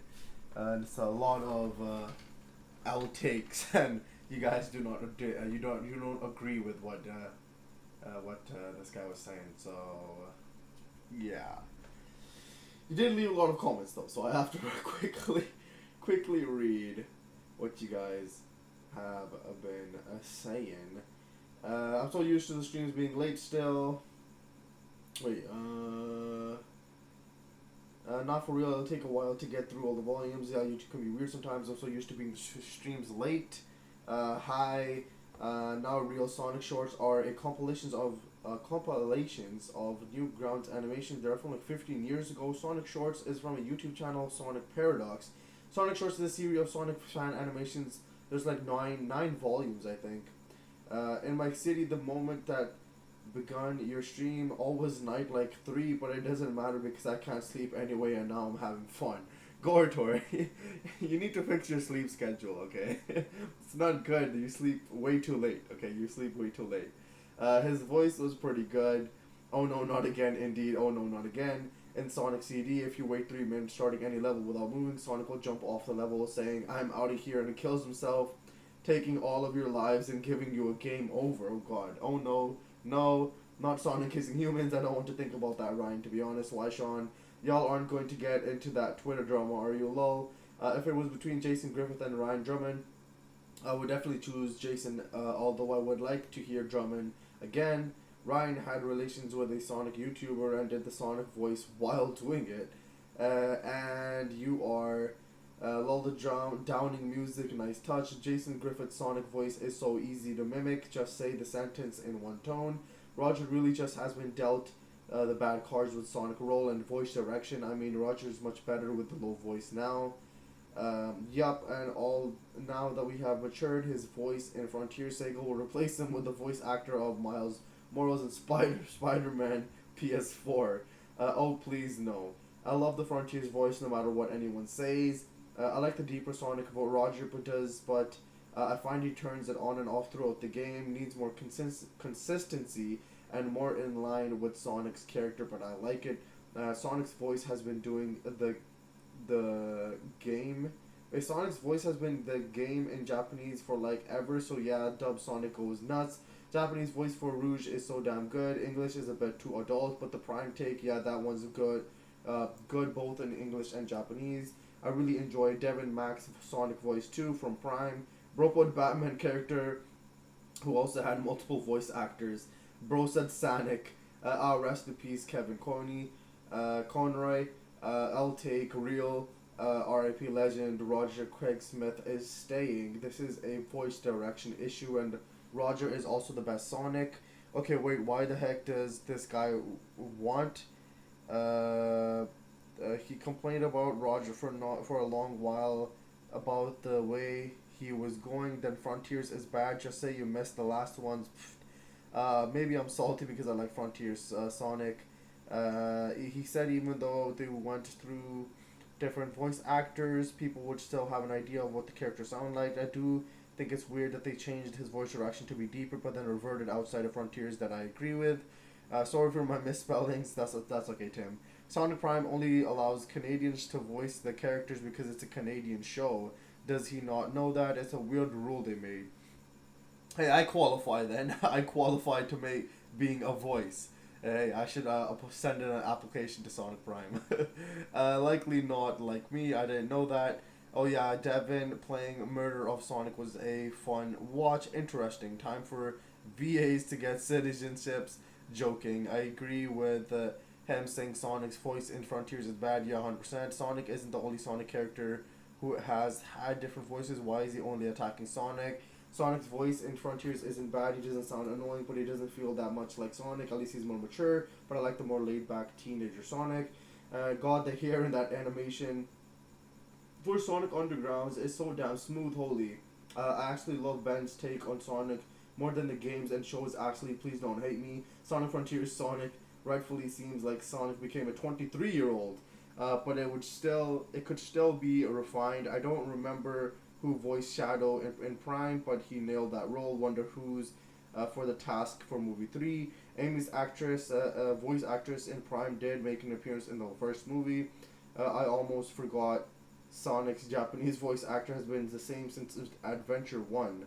Oh sorry, I meant earlier that Sonic's voice has been the same VA in Japanese since forever. I guess I mistyped once again. In the Russian fandom, existing a little star of Sonic's voice acting. He is Mihail Tihonov. He was Sonic's voice in the first season of Sonic X. Sonic Prime only uses Canadian voice actors. Also, Sonic Prime gets Jacksepticeye to voice a character. I don't know, man. So true. Okay. That was a long read. Oh god. Okay. Yeah, that was a lot said. But I think we should probably go into why Blaze was I can't even speak. Why Blaze was brilliant and how she was destroyed. I think this was Cheese's recommendation, if I'm not mistaken. So we'll watch. Oh my god, it's a big sponsorship once again. I see it. Oh god. Lol, you are so right, KR. Let's not forget about Update 3 of Frontiers, making a new Freeze is going to have Roger's voice in the recent times. What's the video after this next video? The video after this was yours, Curb, the Mario vs Sonic. So yeah, it's your video after this, Curb. When I watch Jacksepticeye, I hear a lack of a Canadian accent. There is no Canadian accent. What type of Canadian accent is there? I don't think there is any Canadian accent, KR. Maybe the A part, I guess, don't you know when you say, oh, how your day going, A, or something, I don't know, but it's a really diverse community here, I guess you can say, I don't know. So I don't know if we have too much of an accent, maybe a little bit, but I don't think we have too much of a Canadian accent. But we should probably watch why Blaze was brilliant and how she was destroyed. But I don't. Yeah, it's Blaze. It's been a. I think we watched the Blaze video last time.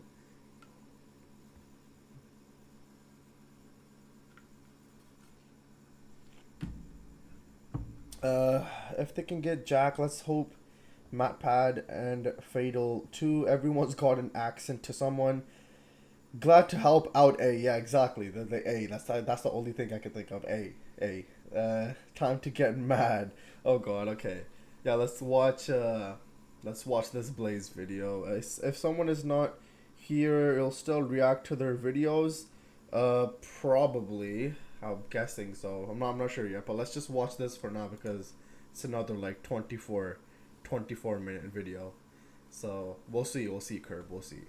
Before this video begins, I want to give a big shout out to my top tier Patreon supporter, Daoist Soulweaver. You are a legend. If you want to support my channel beyond the much appreciated like and subscription, then head on over to my Patreon via the link in the description below. Now let's get started with the video. Blaze the cat. Man, have I had a bunch of requests to talk about her, and why not? She's not only a fan favorite, but my personal pick for the best female Sonic character. I always found her character to be well established and relatable, and considering her popularity, I'm sure many others thought the same. Then the 2010s rolled around and hey, look at that. As always, I'm getting a bit ahead of myself. Let's start from the beginning with her very first appearance and break down her character and story and work our way up from there. But before we begin, did you know you're using the internet to— There we go. I told you that we're getting a sponsorship. Look how big this— No, I'm not watching this 2-minute long sponsorship, okay? I'm sorry, PJ, but no, that's not happening. NordVPN though, go check it out. But let me see what you guys are saying. Oh my God, if I keep coming in late, I won't be able to suggest the dang Sonic Twitter takeovers. Just do it. I feel like it's a little late and they are a little long. I got a song. Maybe we could do a song, Tim. We could definitely do a song. Quick reminder, choose the Mario from 4 years ago. Yes, I got you, Curb. I got you. I was never attached to Blaze aside of her looking cool. I never played the game she was in. I asked them suggestions too, but I'll bring that up when it almost finishes for some songs. Blaze is my favorite character. Yeah, I kind of thought so. Jeez, I think Blaze is your favorite character.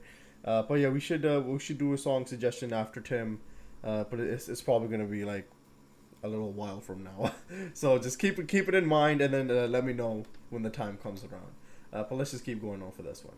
Back to the video. Blaze originated in Sonic Rush, my favorite of the Rush games. Yes, I did just say that. She awakens after being engulfed in a strange white light and concludes that she's in another dimension, immediately highlighting her intelligence and awareness. She then states that her immediate priority is locating the Soul Emeralds, otherwise her world will be in danger, without a thought to anything else, which showcases her dutiful nature.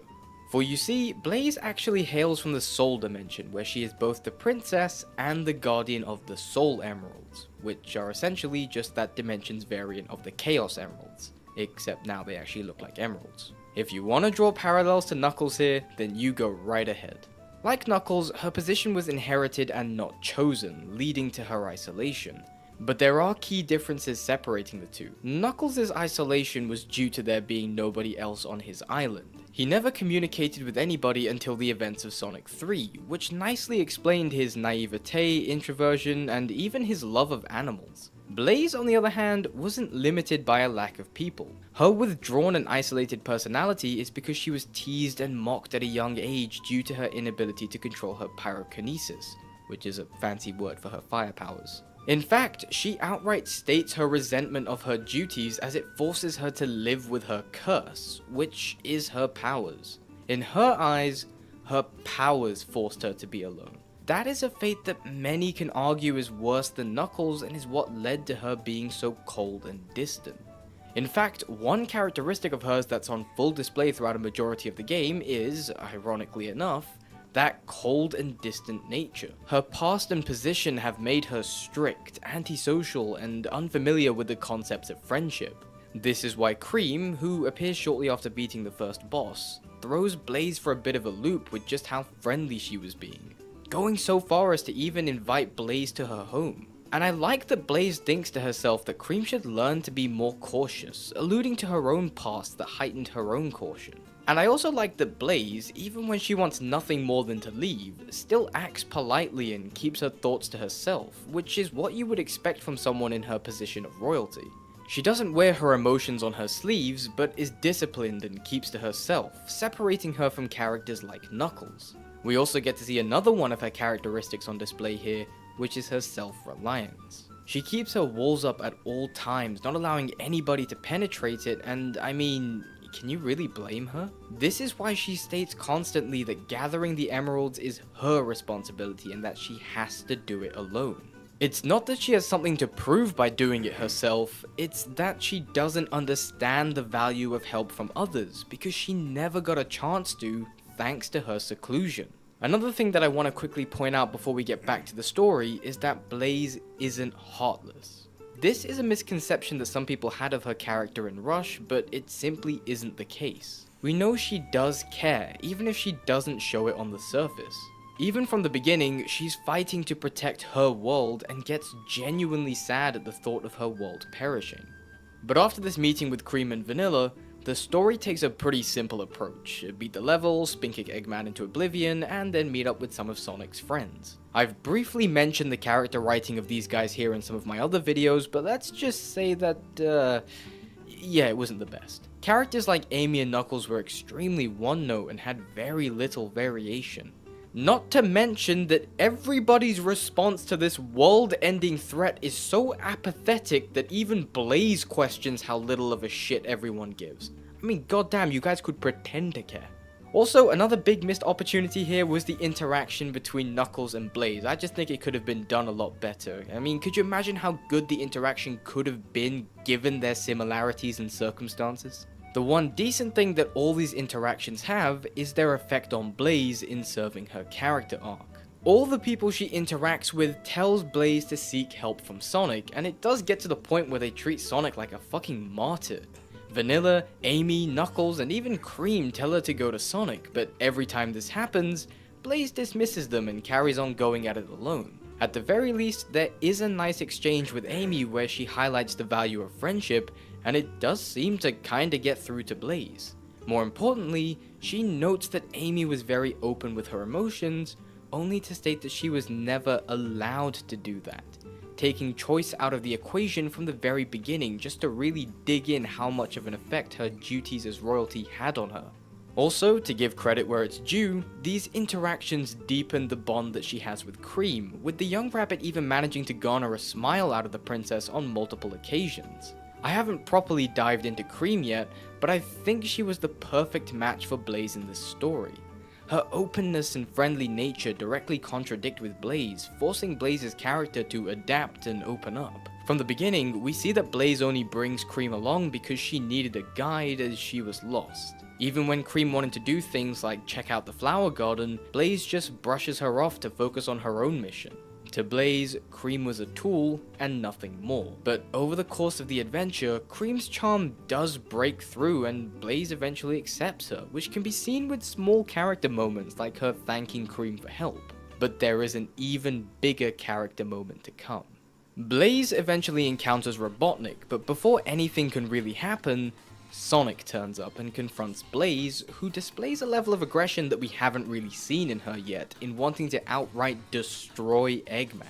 Blaze then tells Sonic to piss off cause the Soul Emeralds are her problem, but Sonic ain't having any of it, and then they proceed to fight each other to prove their own ideologies. That's right, ladies and gentlemen, Sonic literally beats the power of friendship into Blaze. And I mean, he really doesn't hold back one bit. Jesus, look at this. The exchange in the middle of the fight is where Blaze explains her reasons for fighting alone and how she views her powers as a curse, as I mentioned earlier. But it's after the fight that Sonic tells Blaze it's okay to be herself and not to do everything alone.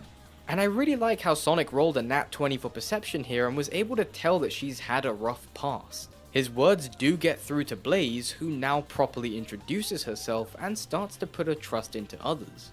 But then, amidst this reconciliation, Cream was kidnapped. Blaze then immediately jumps into action to save what she now deems as her friend, and this time Sonic lets her go alone because she now has a true reason to go alone that Sonic believes in, because apparently two dimensions literally colliding into each other wasn't reason enough. After Blaze lays the smackdown on Eggman, she digs through the rubble and is genuinely worried that she can't find Cream, because unfortunately, Cream was killed in the battle. Nah, I'm kidding, but on a much brighter note, the two reunite with Blaze acknowledging their friendship, and then the story ends. Except for the last story segment. Eggman and Eggman Nega, oh yeah, totally forgot to mention him, knock Blaze out and drain the Soul Emeralds of their power. Just then, the appearance of Sonic and his friends fuels Blaze, and the emeralds find themselves glowing with that oh so special power of friendship. She uses this power to transform into Burning Blaze, and then she, alongside with Super Sonic, defeat the Eggmen to a song about coffee. Yes, really. The two then say their final goodbyes as Blaze must return to her world, but she finds it a little more difficult than she thought. And upon returning, she realizes the importance of what she's learned. How putting the weight of the world on her shoulders could have cost the safety of her world, and more importantly, she starts to neglect that notion of her powers being a curse and instead being more of a blessing in disguise. And that's that. Blaze's character arc in Sonic Rush is by no means groundbreaking or unique, but it is effective. We see her evolve from a closed-off, introverted character with the belief that she must do everything on her own into somebody who learns the value of friendship and putting trust into others. And something else that I want to quickly mention is how they showcase aspects of her character through gameplay. She has speed that is quite close to Sonic's, but her movements and attacks are much more ballerina-like, carrying this sense of grace and decorum about them, which ties into her royal background. And did I mention the fire? Because she uses it and holds nothing back when doing so. Though she doesn't quite have the speed of Sonic, her pyrokinesis and more agile nature more than make up for it, which is why she was able to go toe-to-toe with Sonic in the first place. So, we have a great character with set-in-stone origins, and now what? Well, after Sonic Rush, 06 stepped onto the scene where she appeared alongside Silver in the future. What? A day like this calls for McCain fries and family, so just make it a Friday.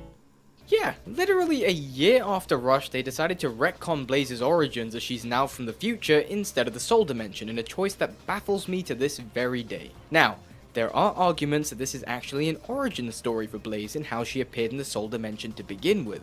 But that makes no fucking sense. You see, at the end of Silver's story, Blaze absorbs Iblis as she has a soul alit with flames, and then asks Silver to use his powers to stop time and then to seal them away in a different dimension, which is what people speculate as being the Soul Dimension. But there's just one tiny little problem with that. Silver doesn't do anything. He's too distraught at the thought of losing his best friend that he doesn't use Chaos Control. So Blaze here dies. Unless she is sent to a different dimension here, irregardless of Silver's actions. And to anyone that argues that, I'm just here to remind you that all of the events of Sonic 06 were erased at the end. The original Flame of Solaris was extinguished, meaning that Iblis could never form and fuck up the future, and so there would be no reason for Blaze to give her life or be sent to a different dimension, meaning that this could never be her origin story. But 06 is still canon, right? It's still a mainline title and is referenced through games like Sonic Generations, so it must mean that Sonic Rush isn't canon, and that, in the mainline series at least, Blaze is from the future.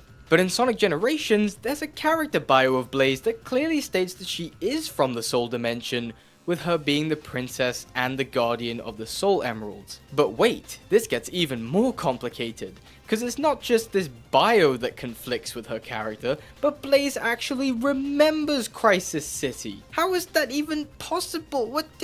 What? Moreover, we know that in 06, Rush couldn't have taken place before this because Blaze has no recollection of Sonic whatsoever. Not to mention that the game doesn't mention the Soul Emeralds or Soul Dimension at all. And then we have the IDW comics, which take place after the events of Forces, which is a canon game by the way, and states that she is from another dimension. Am I being an idiot here? Am I missing something?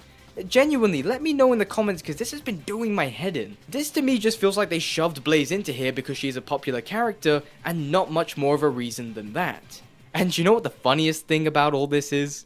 I actually like the way she's written in this game. She's sort of this big sister figure to Silver and their dynamic is genuinely good. When Silver starts getting worked up, she calms him down. When she was split from Silver after traveling to the past, her main concern was Silver as she knows exactly how insecure he gets when he's alone. In contrast, Silver was immediately panicking as he isn't used to being alone, exactly as Blaze said. When they finally reunited, she could tell that something was wrong with him and recognizes his naivete. This shows just how well Blaze knows Silver. The two have this long-standing bond with characteristics that complement each other, and even though I did kinda shit on the moment earlier, her sacrifice at the end goes a long way in showcasing the strength and will of her character.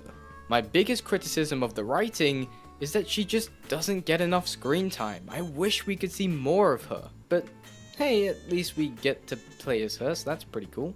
Overall, 06 was a bit of a weird one for Blaze. I like aspects of her writing and do enjoy what they were going for. The problem is that she had no reason to be here. It makes no sense whatsoever. They could have easily created a new character here to be Silver's partner, but what's done is done. God, my head hurts. Her next appearance is Sonic Rush Adventure, where she's the princess of the Soul Dimension. Fuck it, we're not staying on this point, let's just talk about the character, and I gotta say, I do quite enjoy it. Her writing here follows suit with her established character arc from Sonic Rush. She's a bit more mellowed out, not so closed off, and is willing to accept help.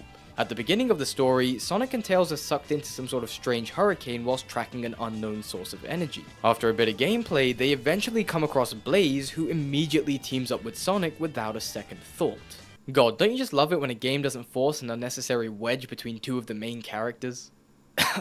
She even seems to have gotten over her initial resentment of her position and is still extremely dutiful to her position and her people. I like the character consistency here, really showing that the writers understood Blaze. She doesn't really go through any kind of character arc, but honestly, there was no need for her to. She's already done that. The only real black spot that people bring up with her character here is her treatment of Marine. Marine is a character who's annoying and now that about sums it up. Blaze does tease Marine from time to time, but the cutscene that usually comes to mind is when she outright calls the young girl a nuisance, causing her to run off and cry. Even Sonic remarks about how that was a little harsh, but in Blaze's defense, they were heading out on a mission that was way too dangerous for someone like Marine, who would likely just get in their way. So she saw it as kind of a necessary evil. Blaze had good intentions, but probably could have been a bit better at explaining them, showing that even though her character has developed, she still hasn't exactly mastered her emotions and social skills. She still kicks all sorts of ass with her fire, and we even get to see Burning Blaze once again. Plus, we do see her reconcile with Marine in the post-credit scene, just going that extra mile to show that little bit of character growth.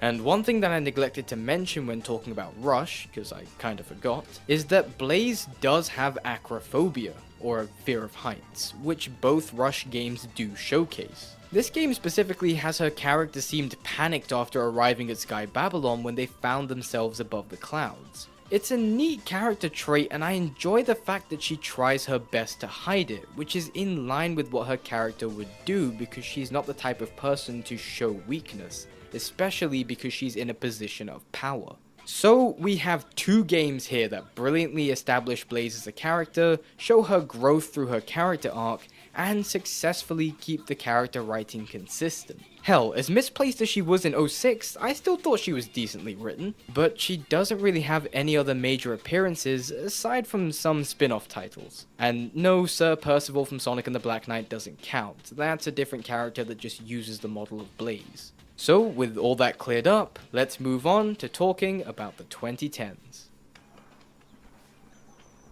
Fuck.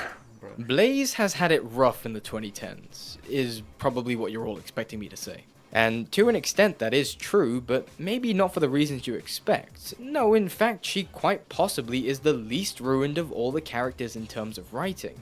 But that's mostly because she isn't anywhere to be seen. I'm serious, you can count her appearances on one hand if that. And no, I'm not gonna count stuff like the Mario and Sonic games or Sonic Forces Speed Battle. Where I gave Metal Sonic so much shit for appearing way too much with no real purpose other than just being a punching bag for Sonic, it's pretty much the opposite for Blaze. And that kinda sucks cause she's an awesome and relatable character. I'm not saying she needs to rear her head into every game, especially if an appearance from her wouldn't make any sense, but it just seems like the writers completely forgot about her. She wasn't in Sonic Colors, well, she was in the DS version, but she was more just there to give missions. Though I did like that her and Sonic just catch up and talk about things like Marine as if they were just old friends who haven't seen each other in a while. She's hanging out with Silver, for some reason, which makes no fucking sense, but other than that, nothing much. Then there's Generations, where she was there. She gets rescued by Sonic, and that's that. Why is she here? To be fair, everyone else does fuck all in this story and are just there for the sake of being there, but that doesn't excuse this. This is just lazy. Even Metal Sonic got a boss fight. I would analyze her character here, but she barely has any lines. Hell, I don't think she says any more than 10 sentences in this whole game, if that. Well, let's just move on. Sonic Lost World, no appearances there. Not in Sonic Forces either. Nor Frontiers. Is that it? She was in Team Sonic Racing, and I'll say that her character was actually kinda decent in that. She's still pretty smart, trusting, and they even remember the fact that she's the princess of the Soul Dimension. And I like this little detail where she can tell that Vector is lying about something because her duties as a princess involve people lying to her daily, so she's used to finding the truth in a web of lies. It actually feels like a solid continuation of the character. God damn it, why is Team Sonic Racing of all things the game that's actually doing some kind of justice for her character? But yeah, as you can see, for over a decade now, Blaze has had a bit of a disappearing act with barely any appearances worth note.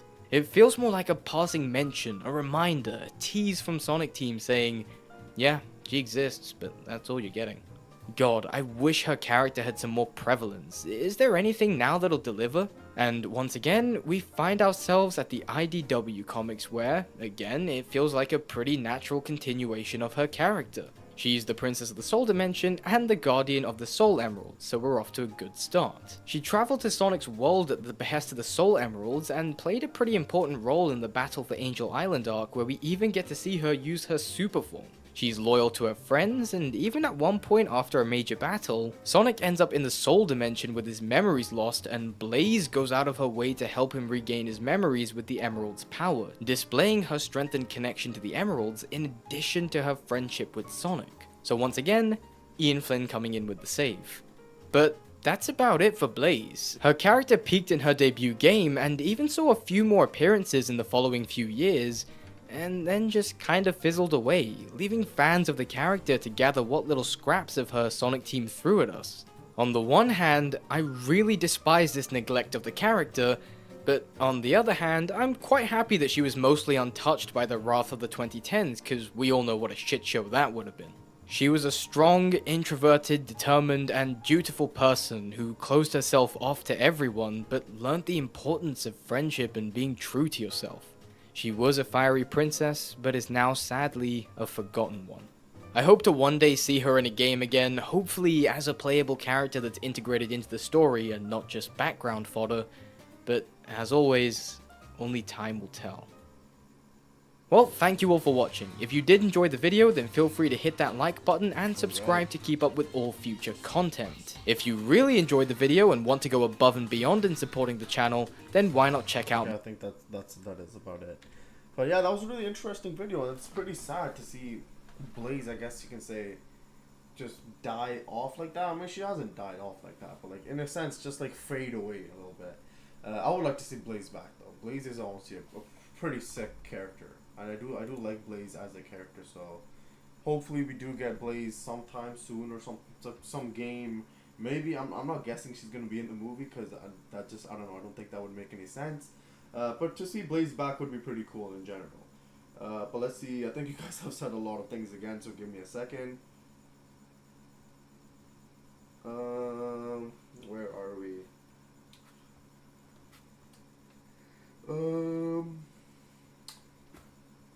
Blaze is my favorite character. Yep. New idea comic teasing Silver X Blaze. Wait, what? I only played Blaze in Rush Adventures. Haven't get to the first Rush game, but likely to. Blaze is everyone's favorite female Sonic character. Just ask someone and they'll say Blaze. To be fair, she's got competition from a fair amount of characters.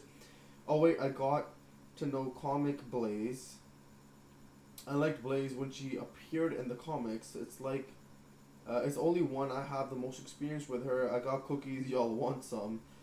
Blaze seems like the whole main character in the comics, but from what I've seen, for making up for her great game's absence. The literal Heartless. Blaze should have her own spin-off game with Silver or something. Given Blaze is about as powerful as Sonic and Shadow, she totally could have her own game in the Soul Dimension. That would be pretty interesting. Amy the Goat, fight me. I will fight you because Tails is the GOAT and the best. Put him up. Chow is the true GOAT. Come on then, let's go. Blaze is the female GOAT. Sorry, Tim. But now I mean in this interaction to help Blaze to realize something which is like Amy's thing. That's why she's the GOAT here. Sonic characters need human feet in the games. Please Sega, make it happen in the future. Okay then. Why, bro? What? It's a meme. Look it up. Something I still don't get is Blaze originally from the future with Silver or before sacrificing herself in 06. Well, three-way battle, put them up. They're not talking about messages. They're talking about Martin's message about feet. 06 Blaze isn't worth making sense of. So yeah, Sonic X Blaze, fight me. Sonic X Blaze, wait, what?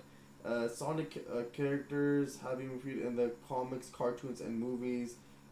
Like she still is good in 06, but as a character, she clearly, there was no communication in the development of the two games.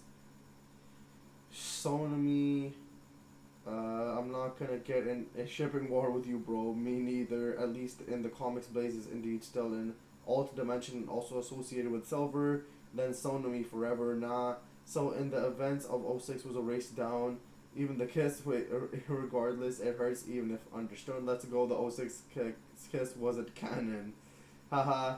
Yeah, that's my biggest problem with 06. I guess it was a kiss goodbye. Oh cool, my internet died there. How does Amy didn't mad someone kiss Sonic in front of her? She has a crush on Sonic but someone else kisses him and she does nothing. I forgot Marine existed. I didn't. I actually played both the Rush games. I feel like everyone gets caught up on like the human kissing furry thing and ignore the real weird thing of her kissing a whole dead man when she probably didn't need to at all. Soda Sticks, is that you? Lol, that guy really made me laugh. About Blaze's replicas in the Sonic generations, honestly I wouldn't trust any serious fact in the game by Ken Potic and One Graph. I remember that they are literally know nothing about the franchise. Blaze and my next trick, the disappearing act. Blaze shows up for parties and competitions, only facts. Blaze likes the other dimensions cake, it tastes better, so she crashes parties for it. Wild. By the way, my song request is Silva and Emmy Jones' Infinite Beyond, found in the Silva Hound Shonen, originally fan song inspired by Sonic Forces, and it is actually a banger. Still I like to think she was a wise and unavoided character assassination cloud on purpose. Now that it's past, I need to see her back. A fourth Sonic movie would make sense, and it was likely have Silver in there. She would be in Sonic movie 4 if Silver was in the post credits for movie number 3. But 06 isn't canon, it'd make no sense. It is canon. Sonic and Elise are the only characters who remember the events of the game. Just find out All Time Low is coming to Toronto on the 20th. Wait, what? Are you reading comments or rap? Well, I'm doing both. The comments are so much that I have to read it like a rap. I have to read it that fast, okay? So yeah, I try to read it as fast as possible. But yeah, let me put in Tim's recommendation. Tim.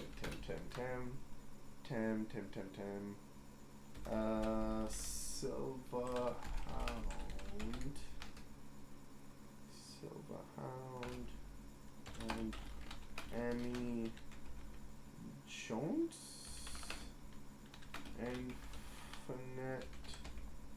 Infinity and Beyond.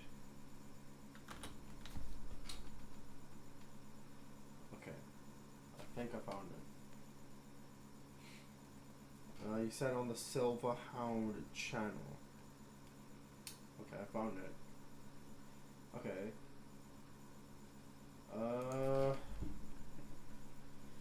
Oh, Sonic Symphony is going to Canada. I think you're going real. I don't think they're coming here, so unfortunately I probably won't be able to go in my location, I meant. Real rap, yeah. Maybe one day. What is the Alfred or Death Battle video coming? Wait, is it the Alfred? It's the Death Battle. It's the Death Battle, Herb. Lil Real, yeah, Lil Real on the beat, bro. Wasn't the Symphony for Canada next year? I'm gonna go home and pray now. Supersonic speed of reading, you just like gotta go fast, exactly. He's just adding to list, don't worry. Yeah, I'm just adding Tim's recommendation to the list. So, but the next video is Mario vs. Sonic Death Battle. So yeah, gotta read fast. Yes, yeah, gotta read fast because you guys leave like a lot of comments. So I gotta read all of it. Okay, I gotta show that I see you. I see your comment. But let's see what this video is about. I have no idea what to expect. So this is gonna be interesting. This is definitely going to be interesting. But let me quickly see. Is it the 4-year-old one? Specifically that one. Yes, it is the 4-year-old one. Yes, it is. Are we doing the death battle? Let's go. Drop a fierce freestyle, bro. Ain't no way, bro. I ain't doing no freestyle. I'm not doing no freestyle. But let's just get into this video. That death battle. Wait, no, I can't comment. You gotta watch spoiler free. All right, I'm watching it right now. Wait. I think the screen is up. Wait, is the screen? Screen is up. Okay, we should be good to go. Sonic was done dirty in this video. Oh God. Okay, let's just watch.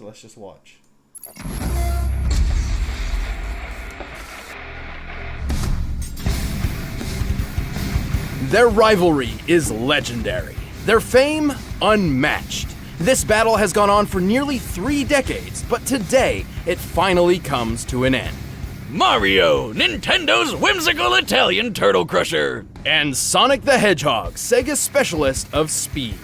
Time to find out if Sega really does what Nintendo don't. For this bout, we'll be using the same rules Death Battle has had for the past 3 years. Most importantly, the original video games will be our primary source for analysis. He's Wiz and I'm Boomstick. And it's our job to analyze their weapons, armor, and skills to find out who would win a death battle. Plumber, carpenter, doctor. Mario has worn many hats throughout his life, but he always does so as a hero. Except for that time he tortured an animal, but no one really talks about that. Born as one of the 7 star children possessing an extraordinary amount of power and extra horrible crying fits, Mario was assuredly destined for greatness. Then him and his little bro Luigi wound up in New Donk City, where he spent his days throwing shit at monkeys and, fixing toilets. Not exactly the great heroic destiny I was expecting, but hey, at least his girlfriend was smoking. But everything changed after a chance meeting with Princess Peach Toadstool. Her Mushroom Kingdom had been conquered by Bowser, the tyrannical king of the Koopas, and her only hope of rescue lay in the hands of the Mario Brothers. And Mario had all the power he needed to take the Turtle Terror down. He's super tough, super quick, and really, really strong. He can jump several times his own height, smash tanks to bits with his butt, and toss Bowser around as if he's a featherweight. So long, Bowser! Needless to say, the Mushroom Kingdom was in good hands. So was the princess. She even gave Mario a piece of her cake. Yeah, if you know what I'm saying. Get in there, buddy. You deserve it all. Oh, come on. It's an actual cake. That's good too, I guess. And if his strength doesn't cut it, Mario has plenty of extra weapons and powers on hand. He can already shatter brick with his bare fists, but when he needs the power to break down the toughest walls, he busts out the Ultra Hammer. Sounds like a wrestling move Lou Albano would have used back in the day. Rest in peace, Kevin. Forged by 2 master blacksmiths, the Ultra Hammer, combined with Mario's mighty swing, can break through practically any material. And he's got a ton of awesome power-ups, like that spicy fire flower. Actually, while Mario used to need this flower, he has since learned how to use pyrokinesis without it. Well, the ice flower lets him freeze enemies, the Lucky Bell turns him into a kitty cat, and the Super Mushroom gives him a power boost and increases his size. Ha! I bet the princess likes that one. With his frog suit, his swimming ability increases dramatically. With the Double Cherry, he can create clones of himself with no power decrease. With the Stopwatch, he can freeze time. With the Cape Feather or the Wing Cap, he can soar to new heights. And with the Starman or Rainbow Star, he becomes totally invincible. For a short time. And with the Gold Flower, he never has to work another day in his life, cause he's got an infinite supply of money, made of people. While he can carry several power-ups at once, Mario doesn't always need them to prove his potential. He's quick enough to maneuver when transformed into a bolt of lightning, and skilled enough to pilot the Star Diver as it rockets through the atmosphere. He's so friggin' manly, he took an explosion to the face that wrecked an entire castle. And even better, he was standing in the middle of this. Based on a standard tennis court's measurements, we can determine the blast of this fireball covered a radius of over 2,000 feet. To reach this distance, the blast must have had an explosive yield of over 2.4 megatons. So what you're saying is Mario could totally play tennis with a nuclear warhead for a ball and be totally fine. Probably. Also, he can throw a baseball so fast it overloaded this speed gun, implying it was launched over 999 miles per hour. In the Mario World cartoon, he hurled a dinosaur out of orbit. Assuming this creature is of similar size and weight to a Tyrannosaurus Rex, this feat would require a force of over 135 tons of TNT. Wait, Wiz, I thought you said we're only using the games. Any official material counts so long as it's supported by the games, otherwise we'd be ignoring a huge majority of the character's history. Take a look at this chain chomp. It's actually made up of solid gold. Gold is ridiculously heavy. While 1 cubic foot of iron weighs 491 pounds, a cubic foot of gold is over 1,200 pounds. Luckily, a chain chomp is a perfect sphere, so we can compare it to Mario's height to find that it weighs nearly 6,000 tons. Wait, did he just leave it in that hole? Cash it in, Mario! That thing's worth $366 billion! That's actually correct. Well, yeah, that guy on TV who always wants my gold told me. This isn't even Mario's most impressive feat. At one point, he lifted an entire fortress and punted it through the air. He does the same thing in the manga, and it's pretty on par with the strength he's shown against Bowser, who's survived collapsing castles multiple times. Since this presentation makes the castle's size difficult to determine, we measured the entire interior based on maps from the game. By scaling these measurements to the castle's smaller avatar, and conservatively assuming a limestone composition, we've determined the castle must weigh more than 61 million tons. And he just kicked it away like it was a freaking soccer ball! Given the distance it was kicked, Mario must have exerted a force of around 3.5 megatons of TNT. Do you realize what this means? Mario's foot is 231 times more powerful than the atomic bomb that dropped on Hiroshima. Now seems like a good time for a beer. Or 12. Honestly, Mario's absurd strength shouldn't be as surprising as you'd think. While he's fairly naive and not much of a strategist, he's saved the Mushroom Kingdom from Bowser's clawed grip time and time again. And the Koopa King is tough enough to survive a dip in the sun, or even a black hole. Don't underestimate Nintendo's powerful plumber. Here we go! Somewhere out there, on a strange alternate version of Earth, humans coexist with anthropomorphic animals. But this world has been assailed over and over by the vile Dr. Ivo Robotnik, otherwise known as Eggman. Why the heck does he need such a dumb alias when he's already got a name as cool sounding as Robotnik? But hope persisted. Whenever the Eggman hatched a scheme, one did not have to wait long for a certain blue streak to speed by. This was Sonic the Hedgehog. He's the fastest thing alive! He's the fastest thing alive! While Sonic has a superhuman physique overall, speed is his speciality. In fact, superhuman speed is a natural trait for the anthropomorphic hedgehog, though Sonic's abilities are far superior to his kin. Wait a minute, all hedgehogs have super speed? That doesn't make any sense. Well, real hedgehogs are also nocturnal, not blue, and when they try to make friends with foxes, they get eaten. So I don't think Sega cares. Alright then, to stop Eggman from turning all his animal pals into batteries, Sonic cranked up that speed and weaponized it. He can crush his enemies with the spin attack, strike multiple times with the homing attack, go 0 to Sonic Boom instantly with the super peel out, and plow through hordes of badniks with the spin dash. Holy crap! I think this guy would just like vomit all the time. He's also used a number of power-ups throughout his adventures, including elemental shields. The Aqua Shield is especially useful as it grants him an incredibly high bouncing jump and protection against his greatest nemesis. Robotnik? No, water. Seriously, Sonic, buddy, learn to swim already and save our ears from that nightmare music. The blue hedgehog can also gain abilities from small alien beings called wisps. They can turn him into a fireball, a yellow drill, a black hole, a bunch of stuff really, even a demonic hungry hippo. But before we delve any further, there is something vital which we need to discuss. It's time to figure out Sonic's speed. Oh boy, here we go. While he has boasted that he is faster than light, Sonic has yet to prove this in canon without the aid of additional equipment or power-ups. Oh yeah, like when he connects to a trail of rings. But you can't take his bragging too seriously. He's still got some of that radical 90s attitude. I'm out of here. The highest official description of Sonic's speed labels him as hypersonic, or somewhere between Mach 5 and Mach 10. This actually isn't too far-fetched. The game's Sonic Unleashed records his speed, and he can reach a maximum around 3,500, SPD. Sonic, he's got an STD! Sonic, it burns when he pees! Assuming SPD translates to metric meters, given the game's Japanese development, that puts Sonic's top speed over 7,872 miles per hour. Over 10 times the speed of sound, and just over the official hypersonic description. So, is that it? Well, it's possible, no, likely, that he's faster. In TV shows closely tied to the games, Sonic has dodged meteors, did this with a 10,000 frame per second camera, and even outran lightning. All of which implies that he can move and react around 200 to 300 times the speed of sound. How about that one time he caught up to a cyan wisp? He said that thing's almost as fast as him, even without its laser mode. That's right, the laser is a power it grants Sonic, not itself.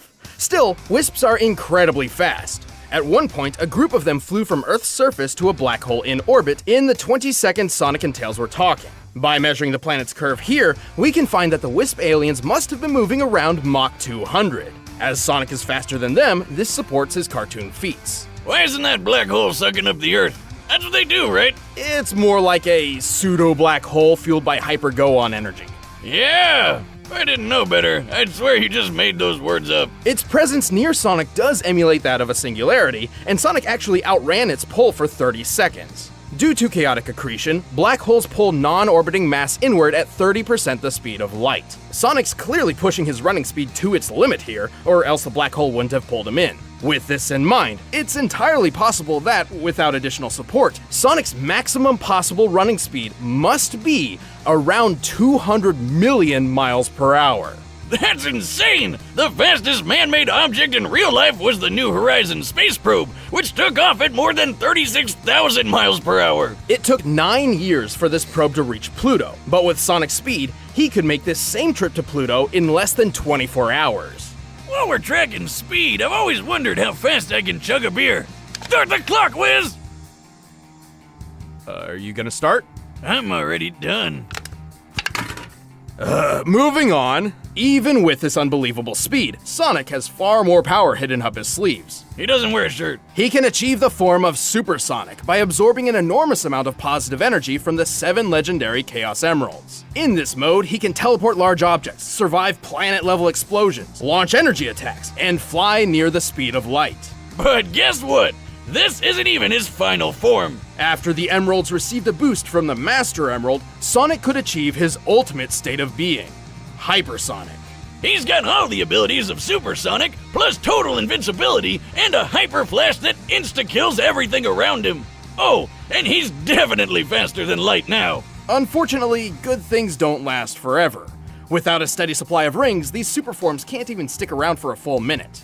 Sonic has resisted mind control from the Overmind, survived re-entry from orbit, and blasted apart a mountain. This would need more than 200 tons of TNT to pull off. And while fighting his evil RoboCopy Metal Sonic, they shattered this enormous stalactite.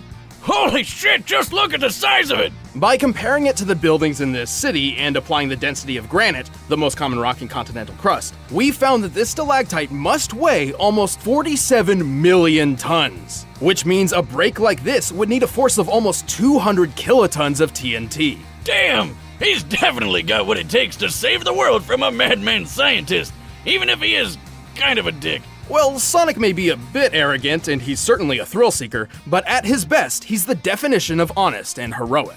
He's used his powers to defeat Eggman time and time again, even against gigantic death machines and cataclysmic events. Those cute and cuddly forest critters can rest easy when Sonic's gotta go fast. I'll show you how outclassed you really are. I'm in a class all my own. Time to put up or shut up, Infinite. Alright, the combatants are set. Let's end this debate once and for all. But first, all this talk of Eggman's got me hungry. For Blue Apron! By now, you've probably heard of Blue Apron, the leading meal kit delivery service in the US. But did you know about all the different kinds of delicious foods you can make? Like the honey chipotle glazed chicken with poblano and death battle!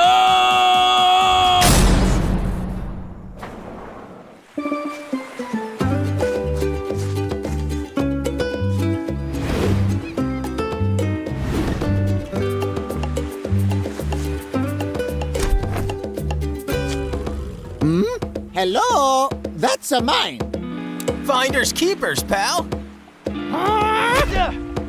Whoa! You asked for it, Tubby.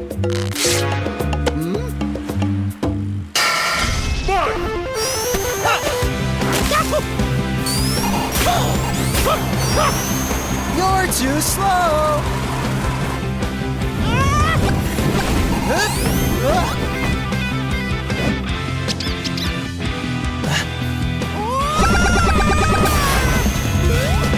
Come here!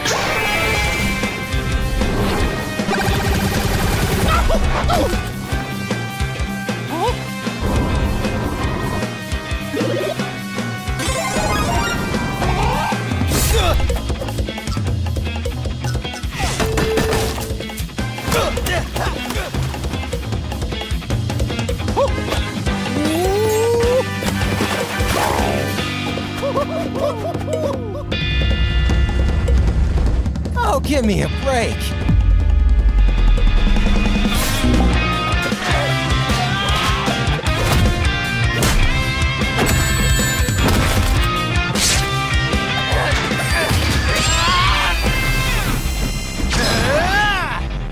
Now I'll show you.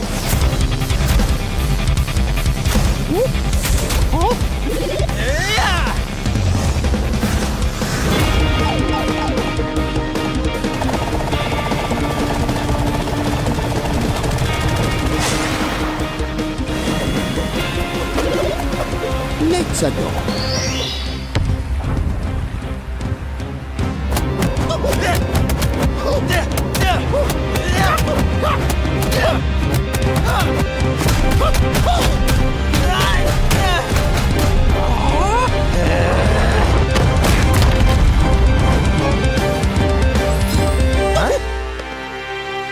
Oh, shoot. Oh, mamma mia.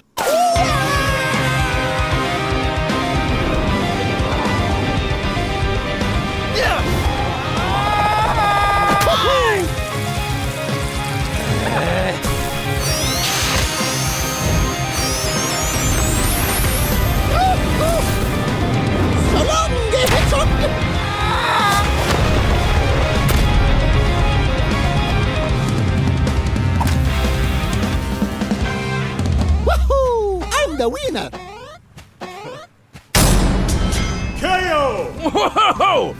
How did that happen? I know Nintendo won the console wars, but I really seem to remember Sonic having this one in the bag. I'm sure Sonic could have won in specific circumstances, but more times than not, Mario takes the victory. Keep in mind this analysis was done with a focus on the games and their closely tied media, excluding alternate contrary sources like the Archie comics or the Mario Brothers movie, where Mario and Sonic are essentially entirely different characters from their gaming counterparts. Sonic had speed in the bag, obviously, but Mario was way too tough for him. Their top strength feats paint this picture very, very clearly. But I know what you're thinking. What good is Mario's strength if he couldn't even hit the blue blur? He's way too fast, right? Yes and no. While Mario obviously couldn't match Sonic's relativistic top-running speeds, he's moved efficiently as a bolt of electricity and piloted the Star Diver. Based on our calculations, this puts him at the same level as Sonic's own reactionary feats. Since Mario was tough enough to tank almost anything Sonic could throw at him, it was only a matter of time before he tagged the blue blur with a deadly blow.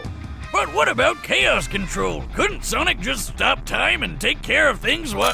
It's heavily implied he knows how to, but Sonic has never actually used the time stop ability in canon. Even then, Mario's stopwatch does the same thing, putting them on equal footing.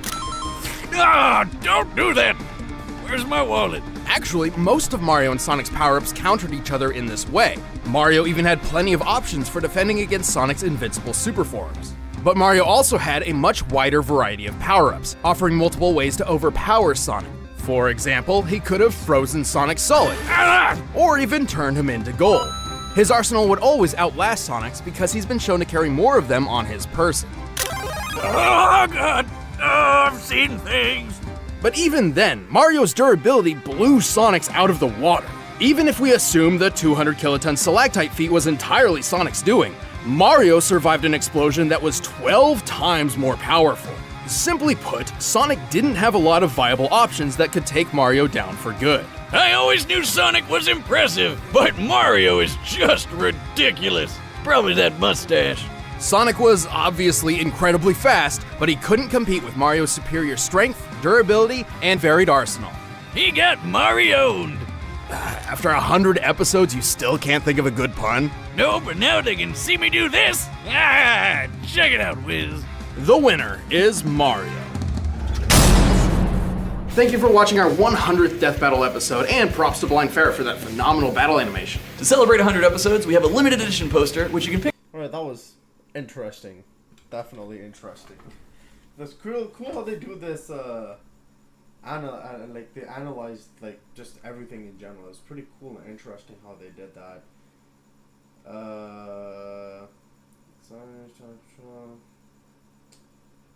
Yeah, I don't know, but just reading the comments.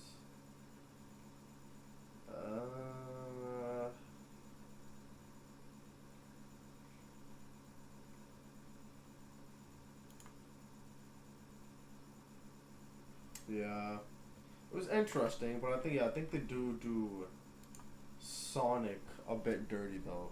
Definitely, I do think that they do Sonic a bit dirty. Okay, let's see.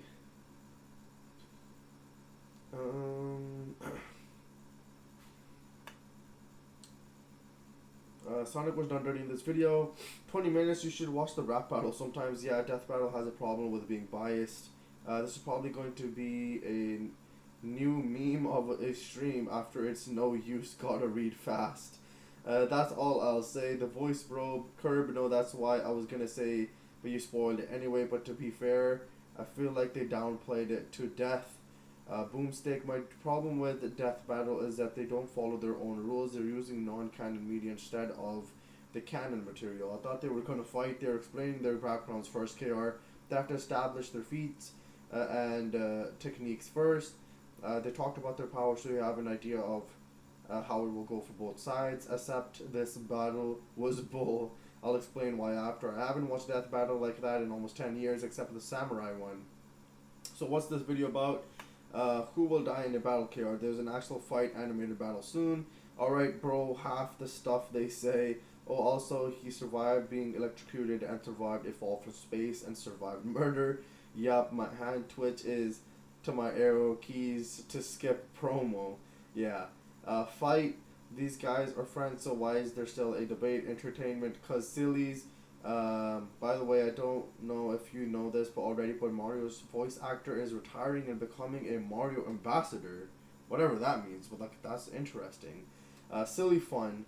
It's an army of cat Marios. Like, Sonic can't just avoid the cat stampede. First of all, how did Sonic not get away from that attack? He just sat there. What even? Angel Mario, okay, good, I'm not alone, lol. I'm sorry, but I don't think even Starman Mario can beat Hypersonic, bruh. Even with being biased with Sonic, and if Sonic still lost, I feel like the way they went about it was bad, and indeed underpowered Sonic for some effing reason, and makes Mario win it look like a fluke. Yeah, let's be honest, this fight was kind of BS. Just so, true, Sean, exactly. At least Sonic won the first death battle.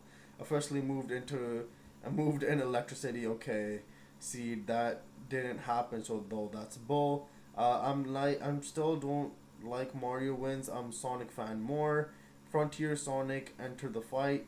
Right, Super and Hypersonic in itself is incredibly OP. It's technically unlimited power due to the Chao Emerald or Chaos Emeralds. Why did I say Chao? The Chaos Emeralds actually work.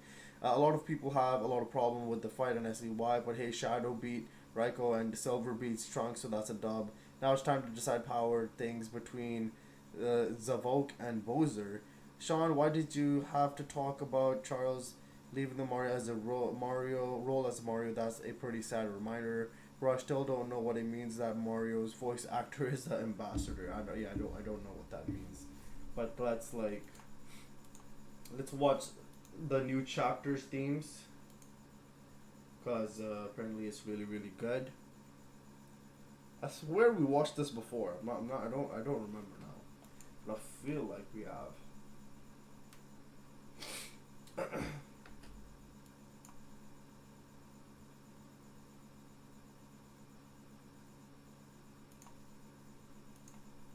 All right, let's watch. Tails theme is the best. Now they just dropped this. This is also new. Okay, chapters theme is new. Sonic was fighting in this video. Not even more bad than the Sonic Forces. What? Nope. Tails one is the best. I agree. The new Mario sounds pretty good in Wonder though. But I can't see the voices and I see the credit. If it's spoilers, I'm not listening to it for a few minutes. Alright, Tim. We'll see you in like 5 minutes, Tim. Bro, it's been like 2 weeks. I have 3% battery, just so people know. Sean, charge your phone or charge whatever you're watching this on. Come on. All right, let's see the new chapter themes.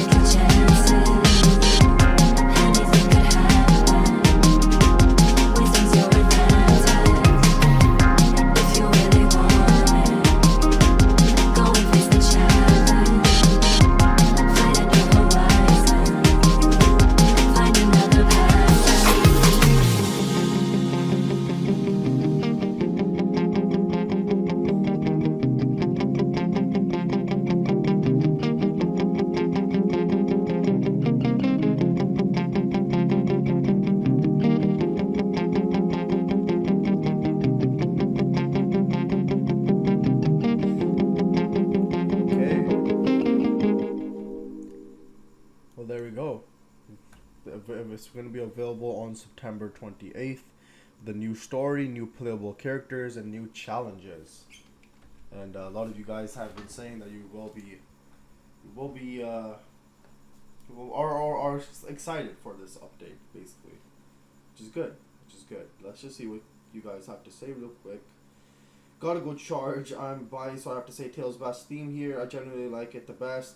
It's not that much of a spoiler. Honestly, it's the themes for the characters. Gotta charge fast. So I'll be right back. Alright, Sean, see you soon. Now that's better. They're releasing an expansion soundtrack for Update 3, and you bet I'm buying the CD for this too. The art style reminds me of the murder of Sonic the Hedgehog. I think Black Knight more. Yes, should definitely play Frontiers after Update 3 releases. That way the game would feel more complete when you play it. Yeah, I could, possibly. Even though Tails' theme is the best, I do like them all. KR, we heard you the first time. Welcome back, Sean. I glad it's Monster Cat that makes the new themes for the Frontiers. Bro, the poster of this gives Tails an Uzi. Lol, he's the new Shadow. This just gets me excited for what new tracks we'll get in the new update. If I ever stay quiet, know that it's because my battery died. Oh no, Sean, please.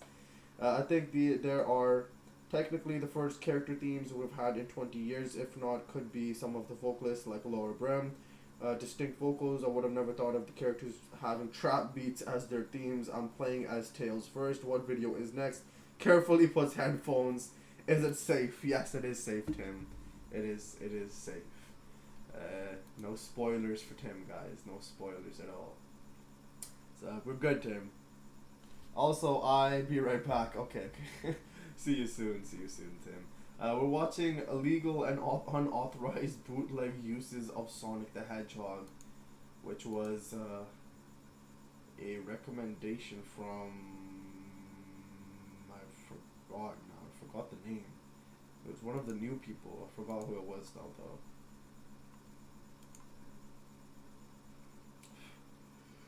But if you want me to watch it, I think the wait, let me see how much it is actually. 1, 2. Okay, so this 2, 25, 30. Okay, we can't have any more recommendations after this. I'm sorry, bro. It wasn't a spoiler. Oh baby, it says 26. I guess it is a spoiler if you want a totally fresh experience on everything. You should do the Horizon trailer first after the themes. Wait, what?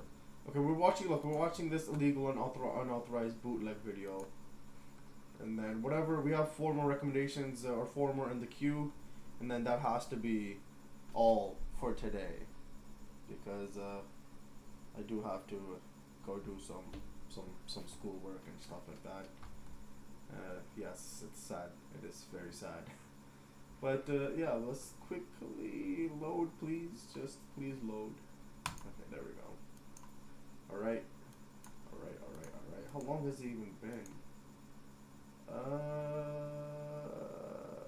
It's been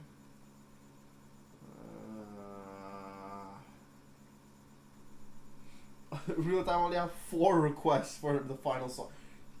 Omega. Did you just hear what you said? I only have 4 final requests. Bro, I'm trying to get through 4 videos.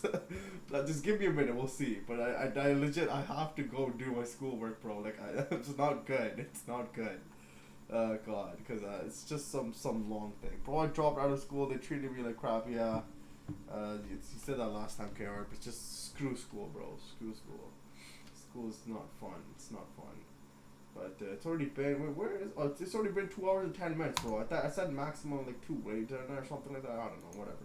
Let's quickly watch this video, and then get through the other videos because I need a dip, bro. And is the Sonic 06 song still on the queue? I think so. I'm pretty sure. I think so. Oh no, is this the video with that cursed Lego Sonic? Sorry, Curb, but to me, everything I didn't experience myself is a spoiler to me. Okay, there we go. Let's just watch this video because I don't know what to expect. A couple of months ago, I made a little video about the bootleg LEGO Sonic figures, which included this monstrosity that was their version of Metal Sonic. Every franchise out there has fake merch and bootleg products, which attempt to cash in illegally on a popular character or brand. Sometimes these items are actually quite dangerous. They'll often use cheap toxic materials, or they're just so poorly made that they would often fail safety standards. And how do we react to these things? We usually point and laugh at them, because they're so bad. That's all you really can do. Bootleg Mario, Sonic, and even Fortnite. Every popular franchise out there has been turned into bootleg products and merchandise. But today, I want to talk about something under a similar umbrella as bootleg products, which often doesn't get as much attention, and quite often we don't usually highlight this kind of stuff. That being the unauthorized use of a character's likeness. How does this differ from a bootleg product? Well, if we call a bootleg product something that is clearly trying to be an official item, but isn't, an unauthorized one would be a product or service which isn't trying or claiming to be an officially licensed item, but is clearly using a character or a character's likeness without the authorization of the people that actually own it. And that's what we're going to be looking at today. So grab your Obama Sonic backpacks as we take a look at some of the funniest unauthorized uses of Sonic. And we start at the fun fair. Ah, yes, the fun fair. That one time of the year where we can all go out on dangerously poorly maintained rides, spend a fortune at the overpriced and often rigged games, just to win a giant rubber duck. Every year, the world's largest travelling fun fair in Europe happens to come to my town, and every year certain rides will always be there which used unauthorized artwork of characters from film, comic books, and even video games. And every year, without fail, this one particular funhouse turns up. Ladies and gentlemen, presenting Planet's PlayStation. Oh boy. Planet's PlayStation is a funhouse which, well, look at it. There's a lot to take in here. For starters, we have Buzz Lightyear about to crash into the Planet Hollywood logo, Lego Captain America also throwing his shield at it, but the main brand of comedy comes from just who else is on this. We've got Donkey Kong and Diddy Kong hanging out with Rex the dinosaur, but we also have Dr. Eggman just kinda chilling out, kinda lost in his own thoughts. And close to the bottom, we have some incredible unauthorized use of Sonic Heroes Team Sonic artwork. Oh, but it gets better. Is that Ashen Pikachu hanging out in a spinning tube? It certainly is. There's even a line of Goombas waiting to pay the £2 entry fee. There's some actual on-ride video of this, and you can see a few more unauthorized uses of various characters inside the funhouse. But the best thing of all about this, what happens when you make a somewhat successful game or film? Well, you make a sequel, of course, and Planet PlayStation got not one, but 2 sequels. The second funhouse actually has quite an obscure character in the form of Gex, and even Crash Bandicoot's sister Coco appears on it. But the third funhouse has quite a character overload going on. We have Lara Croft just hanging out by the top, and this soldier guy, who I can't tell if it's supposed to be Captain Price from the Call of Duty series, or Snake from Metal Gear Solid. What do you think? Let me know in the comments. And you know how we've been waiting a long time for a good Banjo-Kazooie game? Well, that's because they've been busy on Planet PlayStation 3! Planet PlayStation. It's as you truly imagined it. So moving on, despite what science tells you about having a hot drink on a warm day, there's just something so satisfying about drinking a nice glass of cool drink when the weather gets hot. But with thousands of possibilities to quench your thirst, just what do you pick? Well, if you're a fan of apples, maybe you'd like apple juice. Maybe you'd like to try the offerings from Royal Apple, an apple juice manufacturer. They advertise their apples as being picked from the finest Polish orchards, and even advertise numerous awards on their website. And they even sponsor fun runs and marathons. Well, this sounds great! They sound like a really healthy and positive company. So what's the problem? Well, the problem is their official mascot that they print on some of their bottles of cans. And here it is! Oh! I have always wondered what would happen if Sonic and Tails got trapped in the matter transporter from Jeff Goldblum's The Fly. This is what you get. This is their A+ brand of apple juice, which they promote with a hedgehog, and I'm guessing that's what this character is supposed to be, due to the fact they have a hedgehog on their website that's helping them collect all the apples. Now, to be fair on Royal Orchard, this is the old design for their mascot, and they've now changed the design so it no longer looks like a cross between Sonic and Tails. Now, it looks exactly like Tails. And if you can believe it, they actually have this character on their website multiple times. It's quite unbelievable that they were so lazy that they not only ripped off a character, but then redesigned it to look even more like the stolen character. So if you want a can of apple juice that has an unauthorized likeness of Tails on the can, Royal Apple has got you covered. So there's obviously a lot of other smaller examples of unauthorized uses of Sonic, which I'm sure you're familiar with, such as these snappers, or devil bangs as we used to call them here in the north of England. And what I like about these is that they actually use artwork from Sonic Extreme. Well, if Sega aren't going to use Sonic Extreme stuff, why not? And then there's also this sign from the 7 Mile Fair in Wisconsin. It's not uncommon for small market stalls to use official imagery without permission. Even this closed down independent video game store in the city of York, Charlie's Games, they use Sonic on their sign as well. But this final one might be the most brazen examples of unauthorized use of not just Sonic, but potentially any video game character that I've ever seen. We're now going to Norway. Just sit back and enjoy.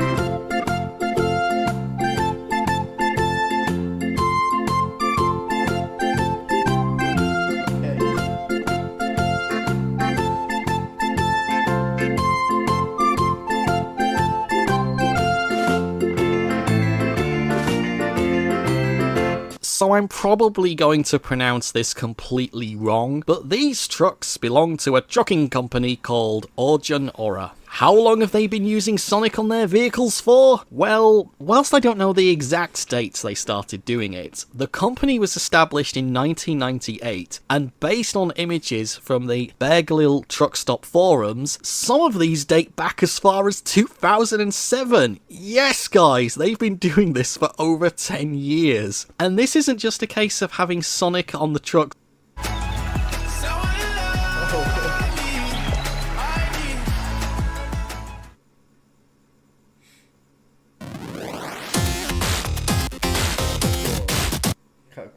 Logo as part of a mascot or a good luck charm. This is their actual company logo! Yes! And if you're sitting there thinking, hey, I recognise that artwork. Well, yes, that's because it's been featured on this channel before. In fact, if you look at my Sega World London video, their company logo is just a recolour of the Sega World London logo. It's just painted red with an added lightning strike. I mean, you've got to slightly admire just how brazen they're being, because would you believe they actually used to be even more brazen, because this is an updated logo. Their old logo was blue. Yes, it seems that they actually started out with a blue colour scheme, which makes the sight of a blue Sonic racing down the road even more crazy compared to the current red design. So, whilst Sega are within their right to send a cease and desist to this company, please don't do that, because I just find it somewhat amusing, if not hilarious, that there's a trucking company in the world in which Sega World London Sonic can be driving down the road to rescue people in their time of need. Well guys, I think that should probably do for now, but let's be honest, there are tons of unauthorized uses of video game characters out there, and if you've enjoyed and laughed at these as much as I have, and you know of any others out there that I've not mentioned in this video, please let me know in the comments. And not just Sonic, but any video game character. There's gotta be loads out there. Let's find them and let's take a look at them, because I think it would be really fun to return to this subject another time, but this time include more characters from outside of Sega and Sonic. So anyway, what was your favourite use of an authorised Sonic on the list? Please let me know in the comments which one you liked the most. And please, if you've seen a gaming character pop up in an unauthorised way, let everybody know in the comments and I'll make a follow-up video with your suggestion. See you next time! Alright. Yeah, that was definitely something. Let me just quickly read the comments. Imagine if this was Nintendo, they would rip their hair out. Yeah, that's probably true. Yeah. With an added lightning strike. That is cool. Yeah, I don't know. That's just crazy. That's honestly crazy. Alright, what was that Lego figure? I may step away again. Oops, caps. Again for a short time, but I hope I'm back for my request. Alright, Tim. Is that supposed to be Shrek? I'm here now though. Oh yeah, school is important. This is so cursed. Oh no, here comes the PlayStation. Why does PS1 is what coming to my mind of this. I love Obama Sonic backpack though. I want to buy one. It's too ridiculous, but I want one. Did the person who made this thing just pick their favorite characters or something? There's even one company that uses Sonic as a mascot without permission. But remember Dr. Amigo, not a Sonic looking character, it's literally just Sonic. That parody of the Meadow Sonic was a fan character, Nazo the Hedgehog, from a popular old fan animation, Nazo Unleashed, that you just have to watch in the near future. You know what, I love Tails, so I don't get offended. Sonic, Apple, OC Donuts, Steel, wow, but why though? We're going to Norway, let me book my flight. That's just Red Sonic. What was that ad? Yo, look, Lil Nas X was there. Lil Nas X lives. Hey man, it's the Sonic's fire flower he got from Mario. Super Mario Wonder was inspired by the bootleg Elephant Mario in this video. Oh god, that'd be something. Well, we're listening to Eggman now. I think this was Sean's recommendation. I don't know. I can't remember now.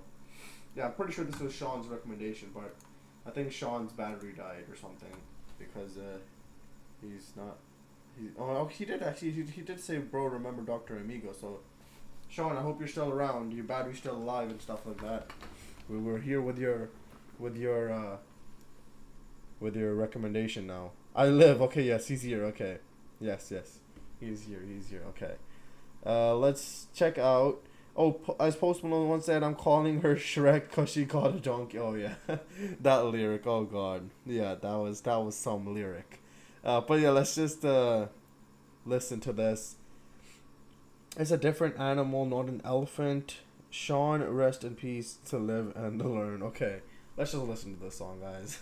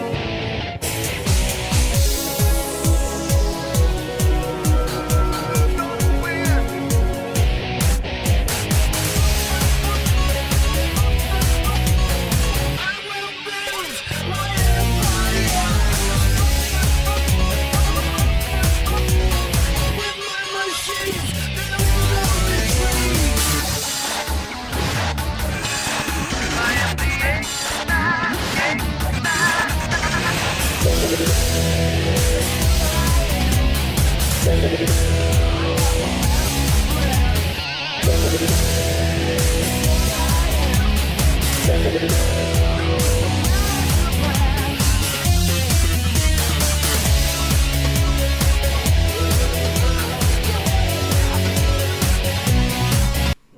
quickly wanted to say, Shadow the Goat. I know we can continue the video.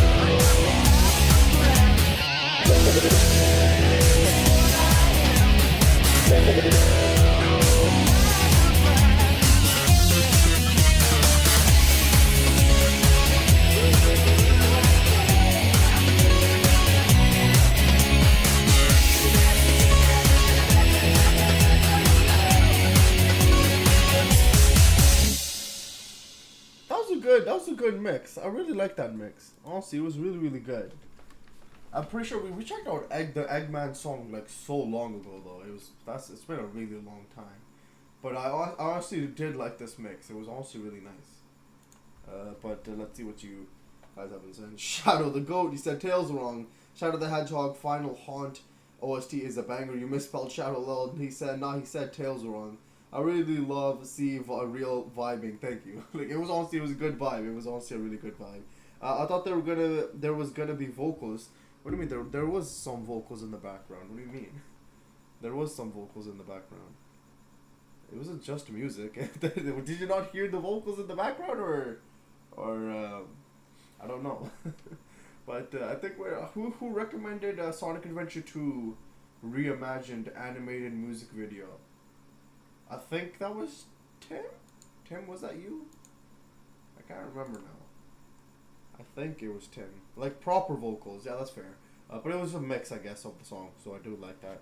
I would have to be saying good night soon. Uh-oh. Curb has to sleep soon. Yeah, we're gonna be done soon anyways, I think, Curb. But, yeah, not yet though, okay. No, mine is the Silver Hound one. Okay, so who recommended this then? Who recommended Sonic Adventure 2 reimagined animated music video? I don't remember. There's that damn 4 Chaos Emerald. Was it you, Gortor? Was it Gortor? I can't remember now. Sonic Adventure 2 reimagined animated music video. Gortor, was it you? It wasn't Omega, it wasn't KR, it wasn't Curb, it wasn't Tim. That was me, okay, it was Gortor, okay. It's a, do you know how long the video is? Is it 11 minutes or is it 3 minutes?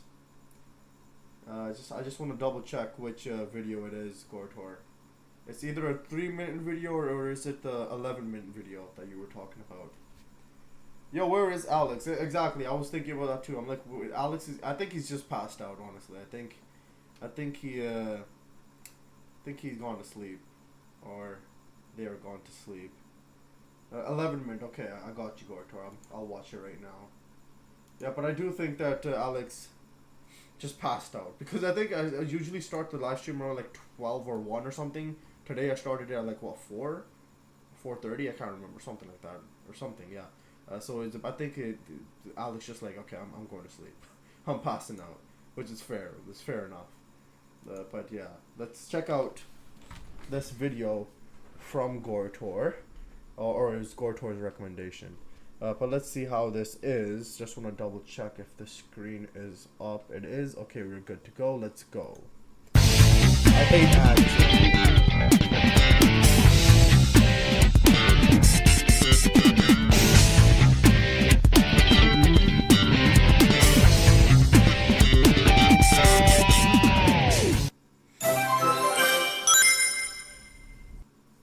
All right!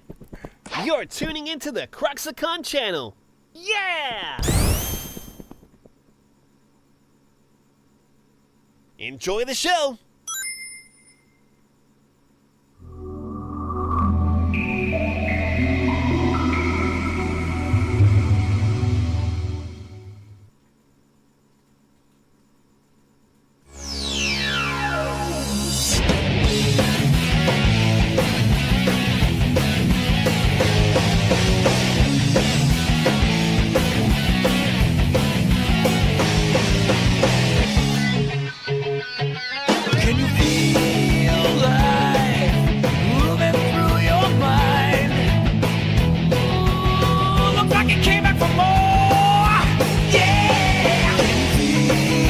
I swear, Crush 40 always finds a way into our live streams. It doesn't matter if Alex is here or not. Crush 40 will always be in the live stream. It always finds a way. I love it though. I love it. Let's just keep going. Slipping down your spine. Ooh, you're trying to ignore. Yeah, but you can hardly swallow your fears and pain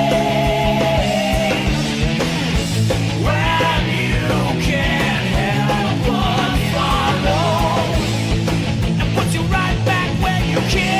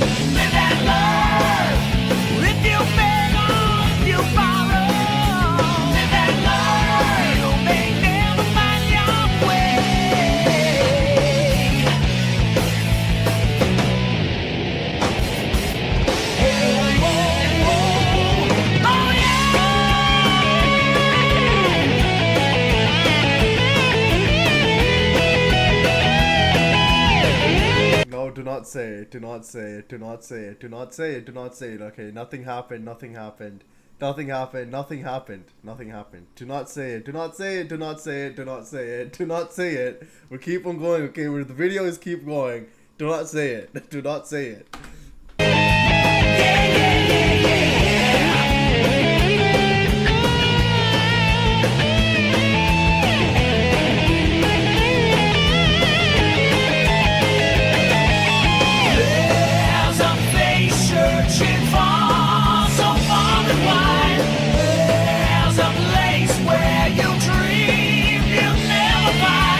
Hold on to what if, hold on to what if.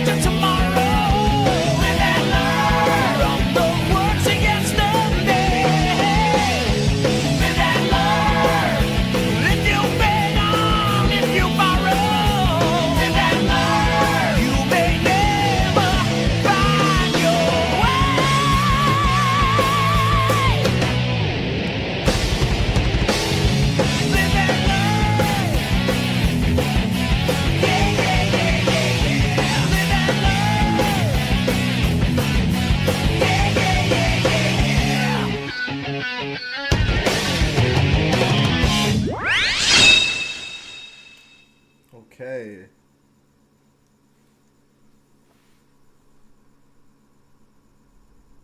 What's the rest of it? What's the rest of it?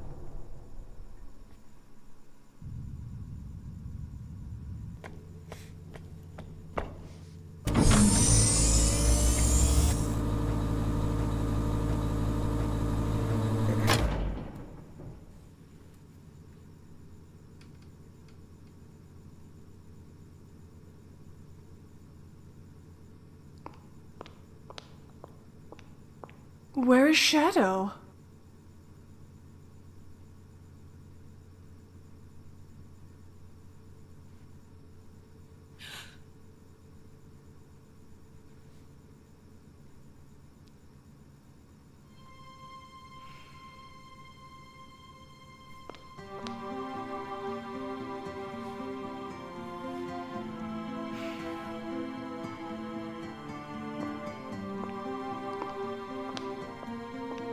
Do you really think that the professor created him?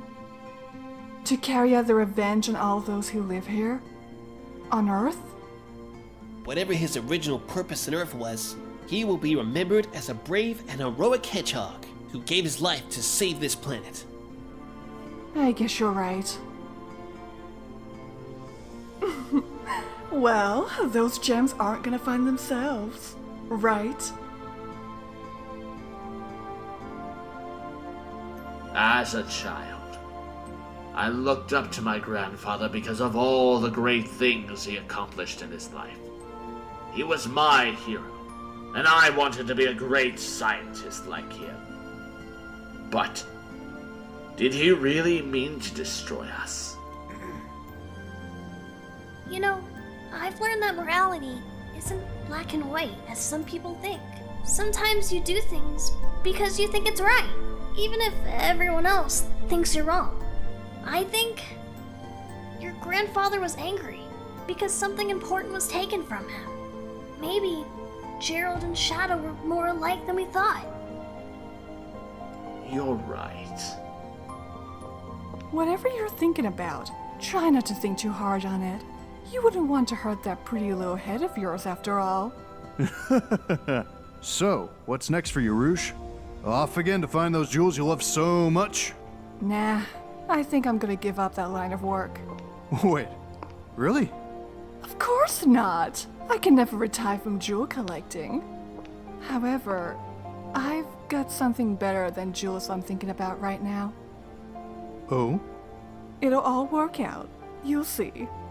If you say so. Created ultimate life form. Sonic? Huh? What's the matter? Oh, it's nothing. Come on, let's go home to the planet as cool and blue as me.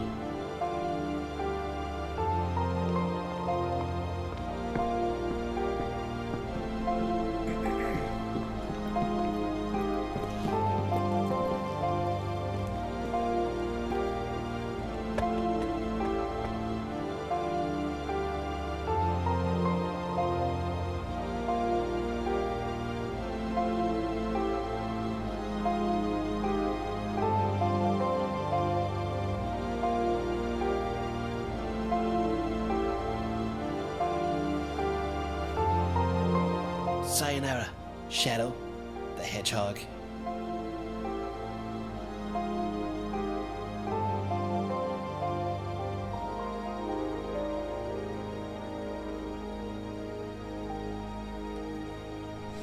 Alright. That says the end, but there's... Okay, that's just the... Okay. Hold on. Just want to scroll through the credits. Sorry about that. A new day brings a new adventure. Okay. But for now... Rest easy, heroes. And then it's just Shadow. Shadow the GOAT! The GOAT, he's back. Obviously, he's not dying, bro. Come on now. Come on, man. Don't be silly like that. Alright. But yeah, let's read the comments for 1 second.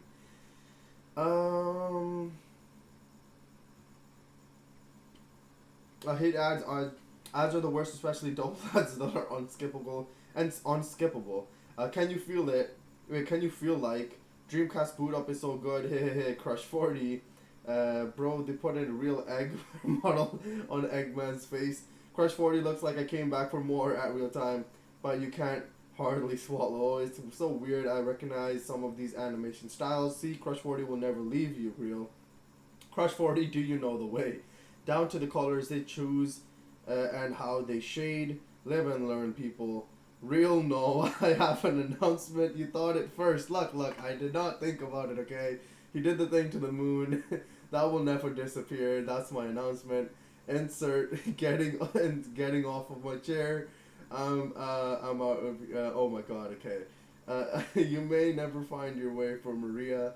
You can't watch Sonic Adventure 2 videos and not say the iconic meme. I'll piss on the moon for Maria. More I can, and I'm getting it that way. Oh god, this Rouge scene is emotional than the game. That voice threw me off. What the heck? Sonic X Rouge, anybody? What? No. Eggman's voice, lol. Tails is a good one in my opinion. That Tails voice is so good. Forget it. Rouge, X, Knuckles all the way. Yes, look, that's what we can do. Tails looks cute in this animation. Soap shoes, that was good. I like that in Japanese Sonic said adios, Shadow the Hedgehog. Wish is Spanish for goodbye. Like how in the English and it's the Japanese goodbye. And the bet in the Japanese he says bye in English. Oops, I meant in Spanish. I saw it in your face and you thought it. Look, possibly. Okay, maybe I did. Maybe. Imagine if Sonic said I love you, Shadow. Oh, that would have been sweet. Meme and learned by Mr. Pasquadel. Even though even in animation Tails looks cute. Bro, you just love Tails, bro. You just love Tails. But yeah, okay guys, look, I need to stop, bro. It's actually this is too long, bro. I can't, bro.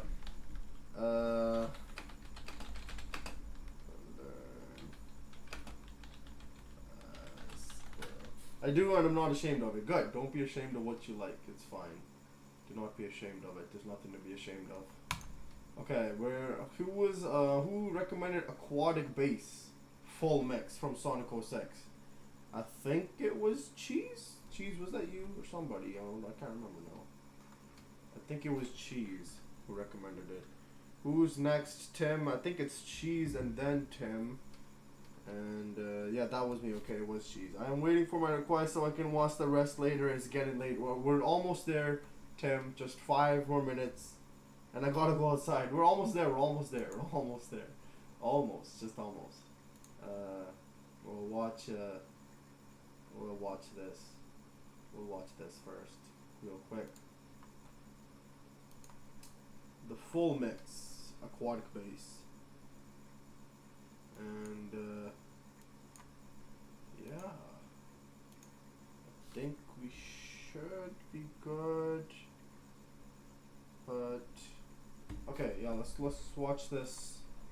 It's almost a 5-minute video, and then Tim has 5 minutes, and then we'll see. Cause I really do gotta go, guys. This is not good, man. It's not good. All right, let's go.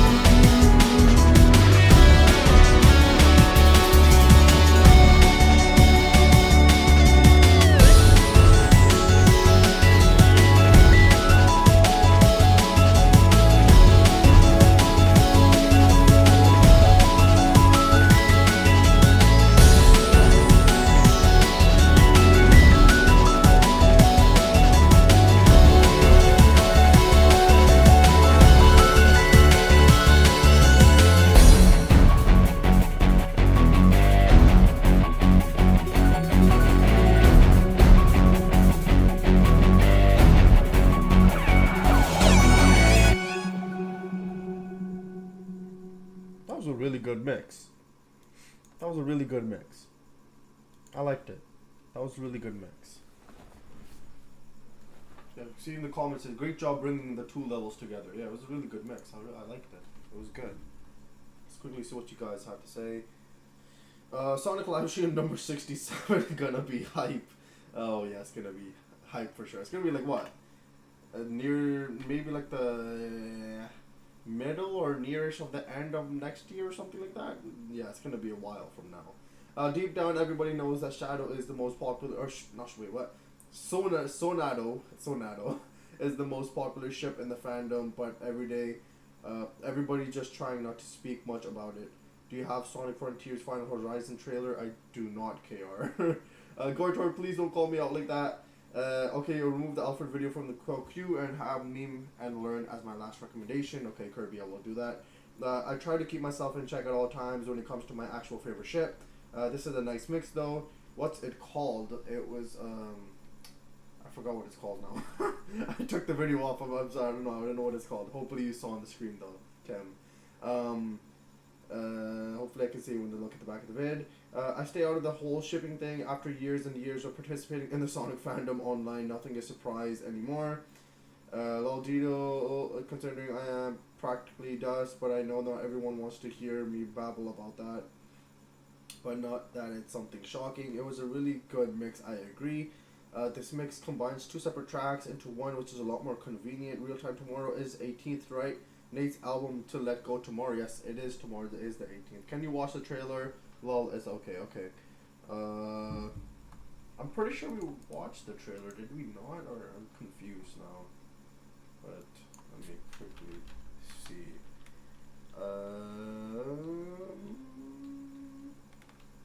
Sonic Frontiers Final Horizon trailer. I'm pretty sure we have, didn't we?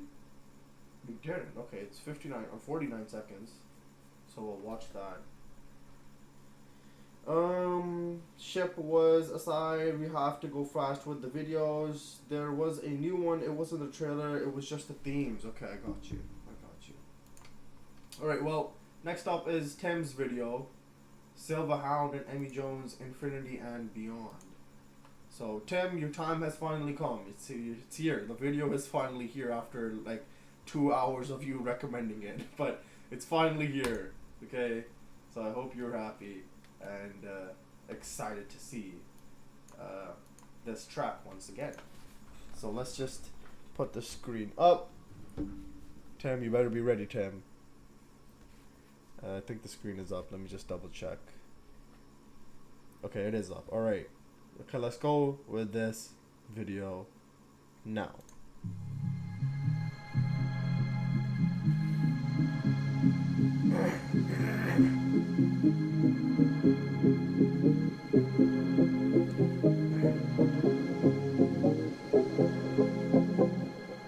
Ghosted in the shell lies behind me, casting the shadow of doubt. I've lost a world too familiar, impending chaos about. Heroes are taken as we grow impatient, so there but for the grace of God go I, and we'll be the mavens without hesitation to take our this place and save tonight. I won't let go of what we need, but all I want's for you to set me free. I'm holding on a chance to see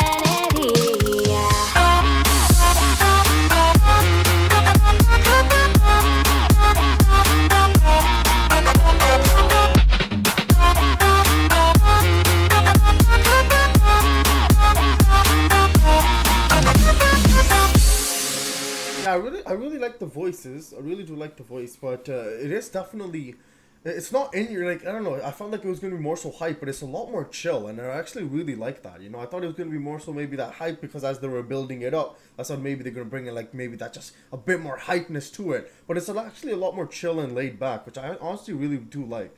So it is honestly a really good song. I am liking the voice as well, but yeah, let's just keep going for now.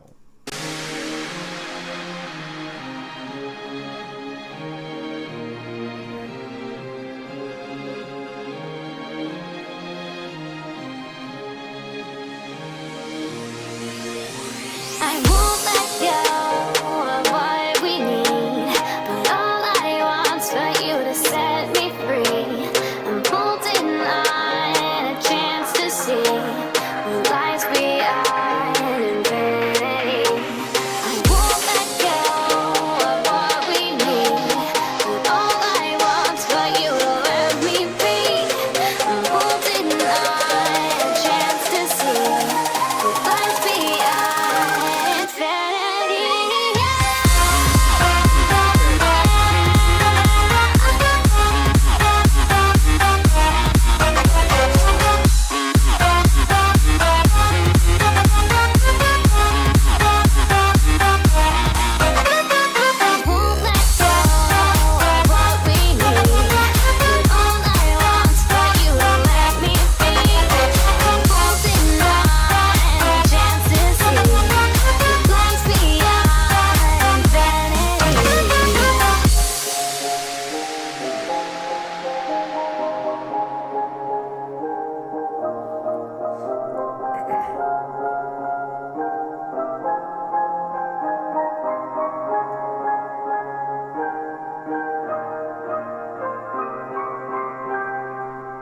Okay, that was really good. Ooh. Definitely, that was really, really good. That was a good suggestion, Tim. Thank you. Because it had, like, had that touch of hypeness to it, but it felt like it was a lot more chill, a lot more laid back, a lot more just vibe, you know? And it was, yes, you can see, like, little parts of hypeness in it, but I would like to say it was a lot more chill, and I absolutely loved it. The voice was amazing. I absolutely loved the voice. And yeah, that was honestly just incredible, man. God damn. I always wanted to make music. And I think I'm pretty good at writing and stuff like that. And writing songs. But my delivery is not good at all. Like, I cannot deliver. So, yeah, maybe one day. I don't know. Maybe one day we'll see a song from real time. But yeah, I think I can write a song really fast. Like, just listening to the melodies and rhythm and stuff like that. It's just my delivery is just not there. So yeah, maybe one day that will change, because I think I have a much, like, I don't know, maybe a deeper side of voice or something like that, but yeah, I don't know, we'll just see. Okay, wait, let me see the comments real quick. Ooh, it's a fan song, so it's no remix or anything, original but based off Sonic Forces. Okay, Sonic Forces, not Frontiers. After time, my request last. Emmy Jones, I checked out some of her covers and with a song with Johnny. The title is Sonic Frontiers, The Final Horizon, Into the Horizon.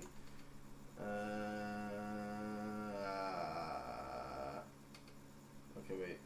This title is Sonic Frontiers, The Final Horizon, Into the Horizon. Okay, I found it. So it's from Nintendo America then. Okay. Okay, this is a banger. I'm downloading this song ASAP.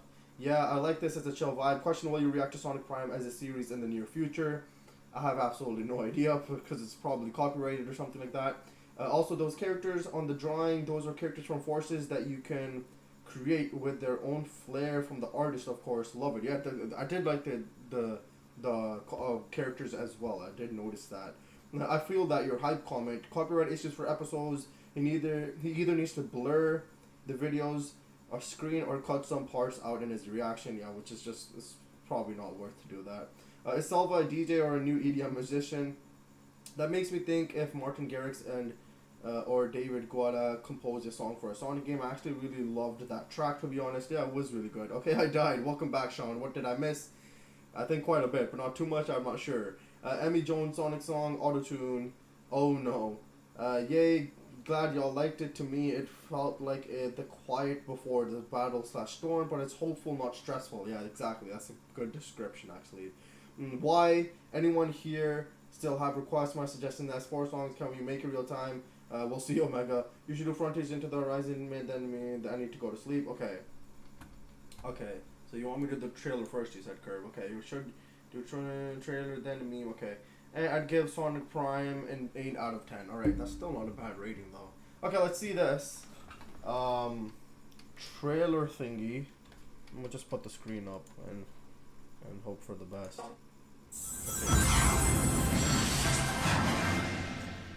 Trailer first, yes. Of my millions of calculations, there was one so remote and unlikely I did not consider it. However, it could be the one to save us all. Do you know what happened to the Chaos Emeralds? Sonic handled 4 islands in this mess. I'm not going down to just one.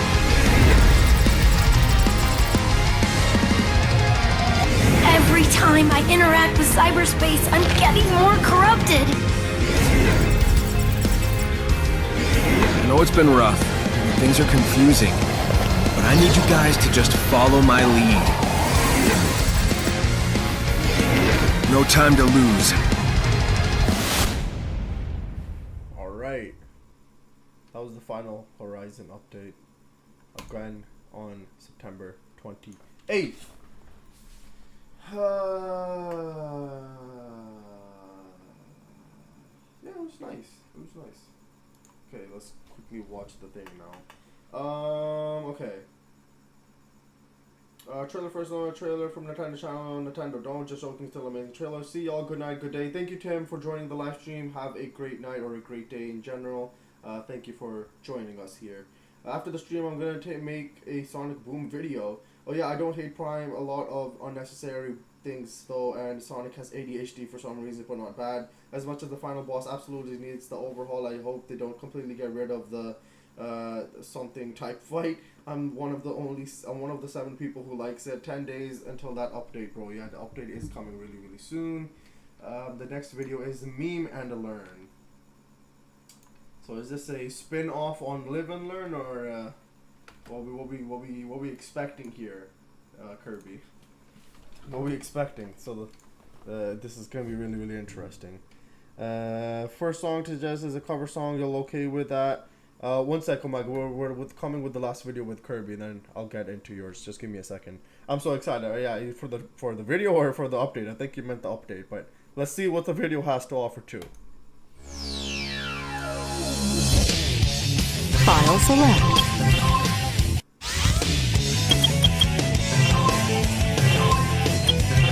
Want to hear something? You want fun? Sonic! Show you fun. Oh my god! Oh my god!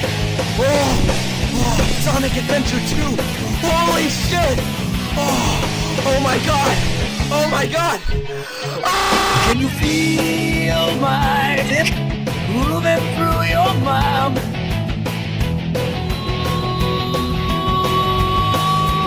Yeah! Can you feel come slipping down your spine?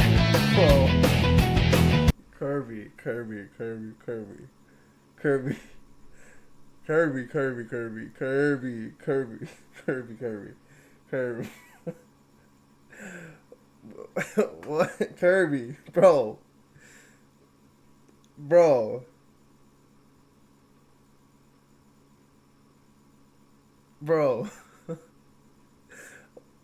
Oh my god. Let's just let it play. Let's just let it play. Oh no. But you can hardly swallow. But you can swallow. When you can't help but swallow. And put you right back where you came.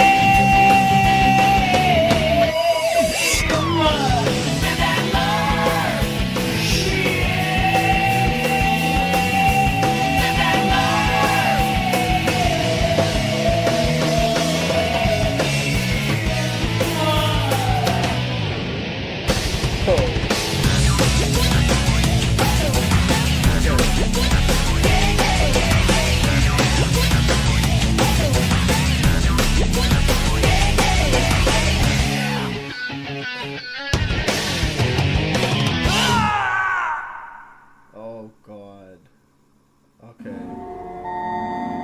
What? I just... I don't know what's happening. Yo! Ah! Bro. I don't even know what to say. I don't know. Let me read the comments, man. Just give me a second. Every copy of Sonic Adventure 2 is personalized. Even the theme version sounds pretty good. Just shows how good Crush 40 are at making good songs. Subbing to this guy is a constant cycle of forgetting he exists, then being extremely happy to see his new video. Oh man. Oh man. Oh god. Okay. Yeah, I just don't know. I don't know, bro. Thank you for that suggestion, Kirby. Oh god. Okay. I have no idea why I chose to recommend this. I just remember finding this and want to show it. What is this? Ooh, can you feel like ooh? What year was this uploaded in? It was uploaded 3 years ago, cheese. Let me see what year though. It was in 2020, June 27th. So, yeah, 3 years ago. It just randomly popped up in my mind and I forgot how weird it was. Swallow shit, what the hell was that? I think I got asleep. That was a nice stream, and I say it again, well, I don't actually speak English, and if I did some errors, I apologize because writing this without a translator, good, blue. Okay, it's okay, Gortor, I understand, don't worry. Thank you for commenting, thank you for the recommendations. Yes, you gotta go to sleep now, it's really late there, I believe. So good night, sleep well, get some sleep, okay? Thank you for joining the live stream. He sounds drunk. Herb, I'm concerned about your recommendations. Last Night cover by Lunity. I don't know if you've heard the Last Night song, but her cover is so good. Okay. Here we are with Omega's recommendations. Last Night cover by Lunity, I think it was. Okay. Oh, she made a chemical cover too. But you want me to check out Last Night? Why is everybody making a cover on Chemical? I mean, I guess it is kind of easy. I don't know if it's easy, but I don't know if that's the right word. But Chemical is just a banging song, so yeah, I understand. But yeah, let's check out. Last Night. Good night, by the way. Let's not talk about this cursed video ever again. Alright, Kirby, sounds good. Thank you. But yeah, good night, Kirby. Thank you for joining the live stream. Thank you for the recommendations. Have a good night, sleep well, and thank you once again. They can't let go, that's why it's called Chemical. Yeah, you're not wrong. You're not wrong. Chemical cover is new, but let's do something different. Okay, you want something different? I'll give you something different. Oh my god. So just give me a second, it's loading, and we'll watch Last Night. But it's like, you break me, then I break my rules. You know, Chemical, come on. Chemical. Alright, let's see Last Night.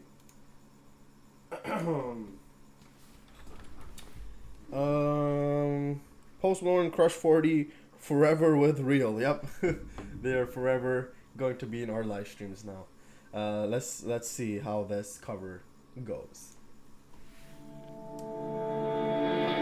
Oh my god, bro. Something new, maybe an announcement. No more announcements, please.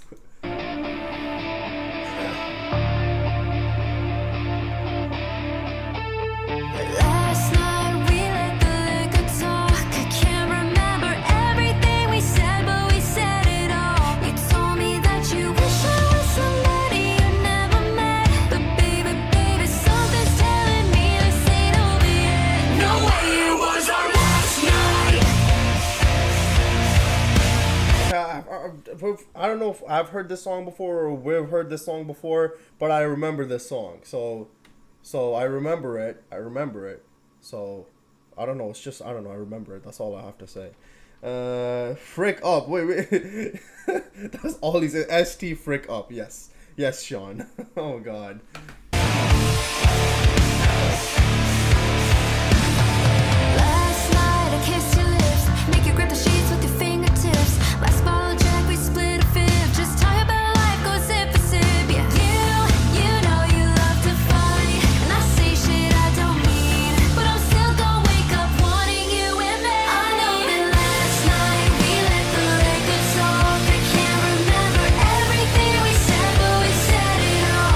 damn, I wrote goodbye wrong. What a shame. It's okay, Gortor. I understood. It's okay. I think I've heard this song too. Says, yeah, I don't know. Seems really familiar. But yeah, thank you once again, Gortor. Thank you. Good night. Sleep well, okay?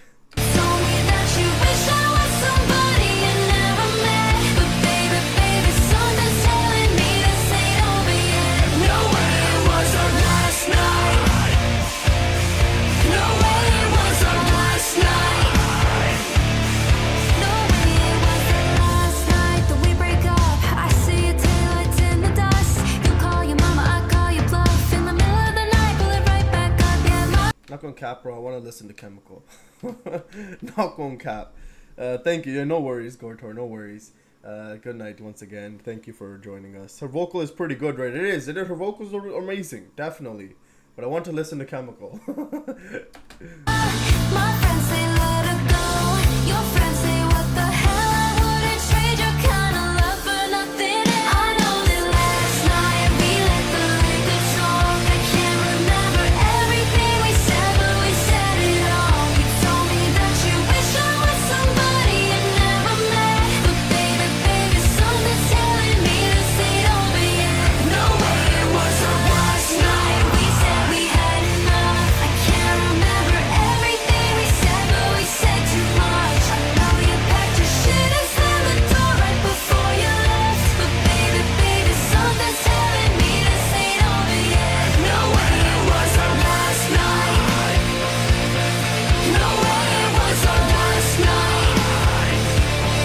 I know you said this time you really were coming back again. But baby, baby, something's telling me this ain't over yet. No way it was our last night. No way it was our last night.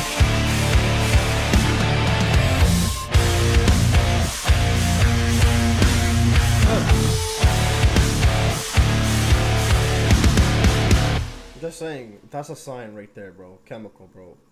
I'm sorry, we have to watch Chemical, bro. We have to. Come on now. Come on. Come on. Let's just quickly watch it. You know, Chemical, it's not that long of a song. It's just quick. Let's just listen to it.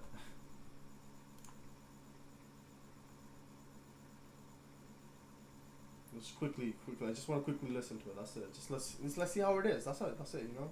Hold up. I need to pause it though.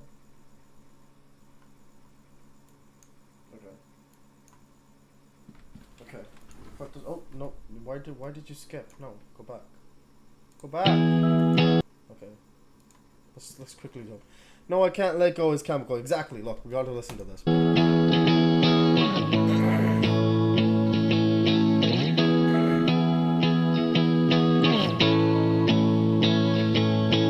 Oxytocin making it all okay.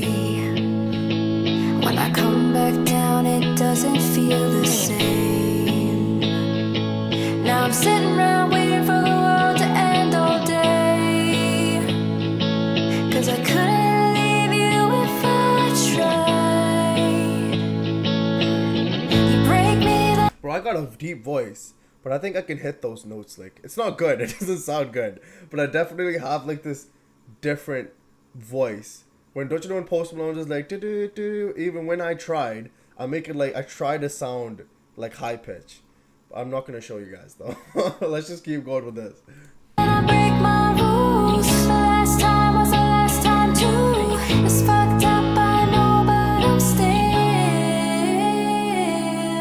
outside of the party, smoking in the car with you.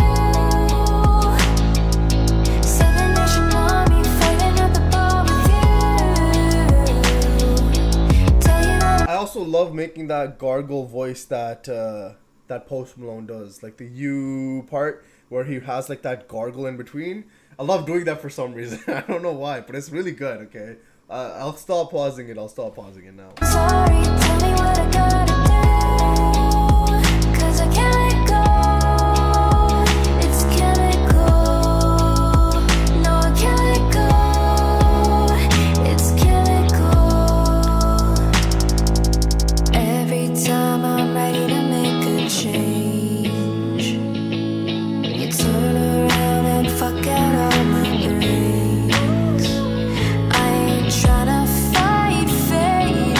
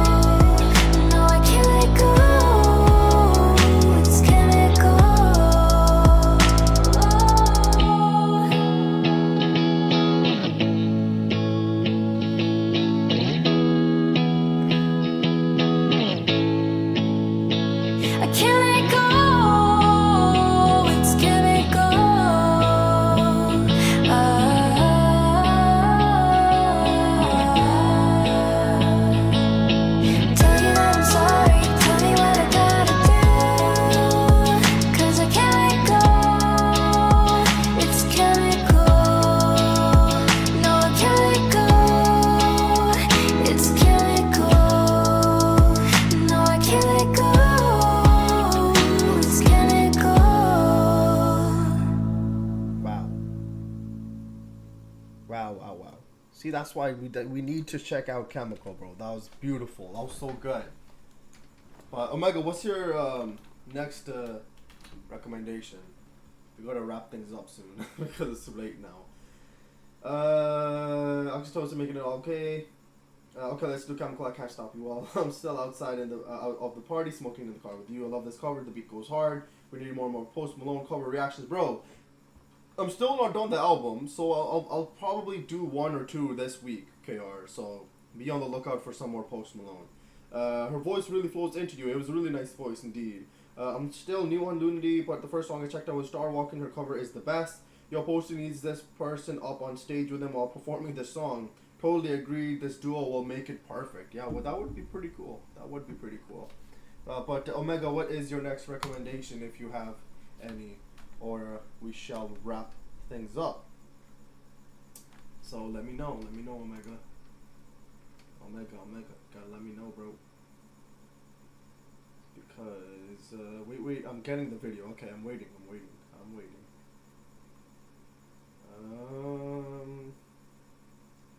But yeah, that was definitely a good cover. 8-hour stream hype. Oh no. Oh god, it's so, oh my god, I said 2 or 3 hours and it's already 3:20, man. Oh god, 3 hours and 20 minutes. You found me cover by last night. Okay. Oh my god, we're not doing an 8-hour stream, jeez. Maybe one day, but definitely not today. Maybe one day though. I won't rule it out completely. But let's check out You Found Me by Our Last Night. Yes. This is a cover. 8 hours will make a live record. Yeah, 24-hour stream. Oh god. Oh that's I don't think that's happening. I don't think that's happening. But you never know. Again, you never say never. Right? You never say never. But I don't think that's ever gonna happen. It's cool, bro. You got stuff to do, and we respect it. Thank you, Sean. I do love it. I wish I could just do this, just like, you know. But I do unfortunately have other stuff that I do need to do because it's required. So yeah. Yeah. What's he at right now? 4.5 for right? What? No, we're not 4.5. We're at 3:21 right now. 3 hours and 21 minutes or something like that. Yeah. But let's just check this cover out. Maybe if your channel gets over 100,000 subs. For what do you want me to do? A 24-hour live stream or an 8-hour live stream? I don't know. We'll see. But yeah. Now I mean the longest stream record. Oh, what's the longest stream? Oh, it was yeah, I think it was, yeah, I think around 4.5 hours. I think it was. Jeez, something like that. Target 10K before the end of the year. 24 hours. Yes, Omega, that is the target. 10K before the end of the year. That is definitely the target for this year at least. I do have some things that I will change, and so yeah, just be ready for some change, I guess you can say. I'm not gonna say what it is, but definitely I will be bringing changes soon. So things might be a bit different. But I think the live streams should be still here. I think the live streams I won't touch. I won't touch the live streams, but I'll definitely change a lot of other things that you guys do see. But that is a bit in the future, like not too future, but in the near future, let's just say. 24 hour, my target is 1K KR. I hope you break that target as well. You got this, bro. Just keep pushing, keep grinding, man. You can do it. You can do 1K. If I can hit it by the end of the year, though. Hello, James. Hello. But yeah, if you can hit, I'm pretty sure you can hit 1K, bro. You got this. Just don't stop or give up or anything like that. Just keep doing you in it. But let's just watch You Found Me cover. I found God on the corner of First and Amistad, where the West was all but one. All alone, smoking his last cigarette. I said, where you been? He said, ask anything. Where were you?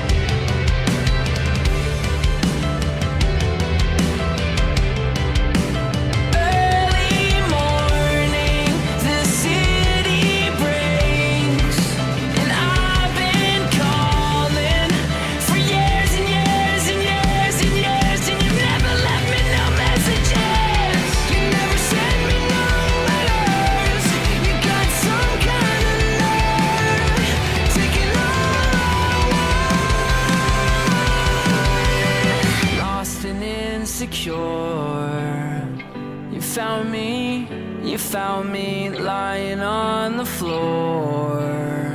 Where were you? Where were you? Lost and insecure. You found me lying on the floor. Surrounded. Why'd you have to wait? Where were you? Where were you? Just a little late. You found me. You found me.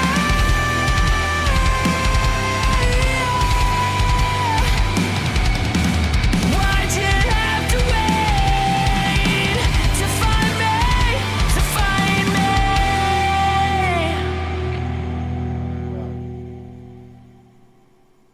That was a really What's up, everyone? good Thanks for cover. checking out our latest cover. We really hope you liked it. We're posting videos every single month, so make sure you subscribe to our YouTube channel. Keep checking in. We love you guys. Thanks for all the support, and we'll see you soon. Yeah, that was a really good cover. That was also a really, really good cover. Let's just quickly see what you guys have been saying. Joke aside, I don't think I can swing a 24-hour stream as a viewer unless you're gonna marathon all the games. If I ever do a 24-hour live stream, I think I had an idea of making a song one time in 24 hours, but that's not happening anytime soon. Once again, so don't need to worry about a 24-hour live stream anytime soon. Cheese. Maybe one day. Maybe one day. You are so awesome. Oh, thank you, Val. Thank you so much. I have 900 plus right now. Exactly, KR. Just keep pushing, keep making content, and you'll get there. You will get there. Just don't give up. Tease nuts. I have 3 subs without ever making a video. I don't know how that happened. Lol. Sean's just the GOAT. He's just the GOAT. That's all you have to say, honestly, bro. Oh, those emo vocals. I love this band so much. Wait, or last night I saw them on Rap Tour in 2013-14. How cool. That's my also. This song is me when there's one last Oreo left. I will say I can't do that rock scream. I can't either. I'm pretty sure I'm not even gonna attempt. This band have 2 vocalists. The guitar one is Matt and the screamo guy is Trevor. I love how this turned from a Sonic stream to a cover reaction stream. Their best cover is Stay by the Lorraine. Bro, I love Stay, bro. I will say our last night cover is the best of all. We have to change the title to Sonic and Songs Reaction. These nuts, Mr. Beat Chocolate, is that you? Omega be coming in with the non-Sonic videos every time. Hey, it's fine, it's fine. Omega, it's fine.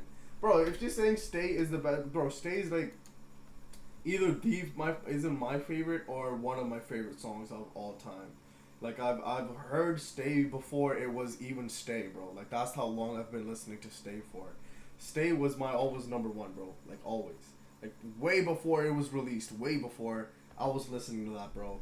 I loved Stay so much. And I still do to this day. That will be the 4th video. Wait, what is the 4th video? Stay cover is the best of all cover. I heard them all. Bro, I'm sorry, that song Stay with Illinois is overrated.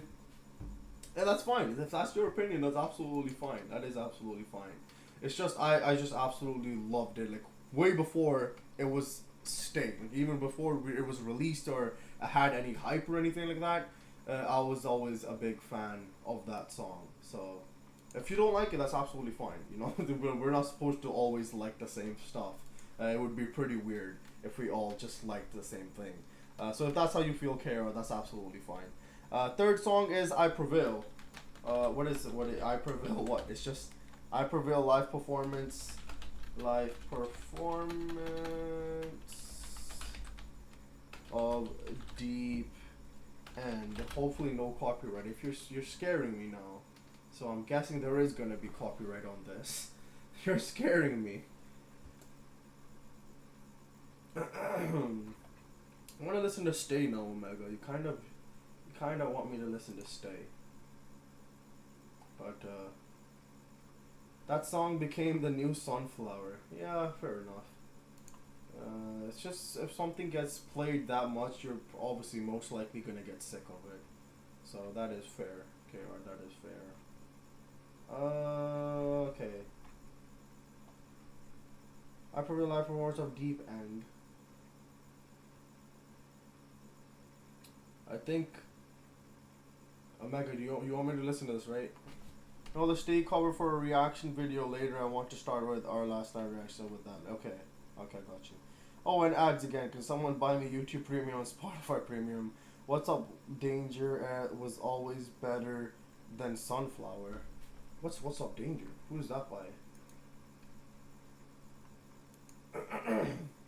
And Home 2. I don't know which artist you're talking about now. Jeez.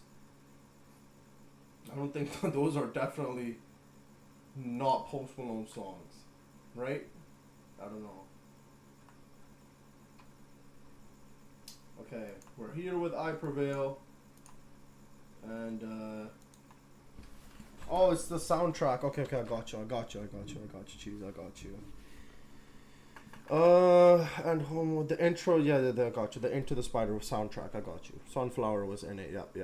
You don't know What's Up Danger? No, I do not. Oh, and now that stream is buffering now, so I get ads and the stream buffers. All right, is this the last song, Omega, or is this the second last song? Oops, I played the video by accident.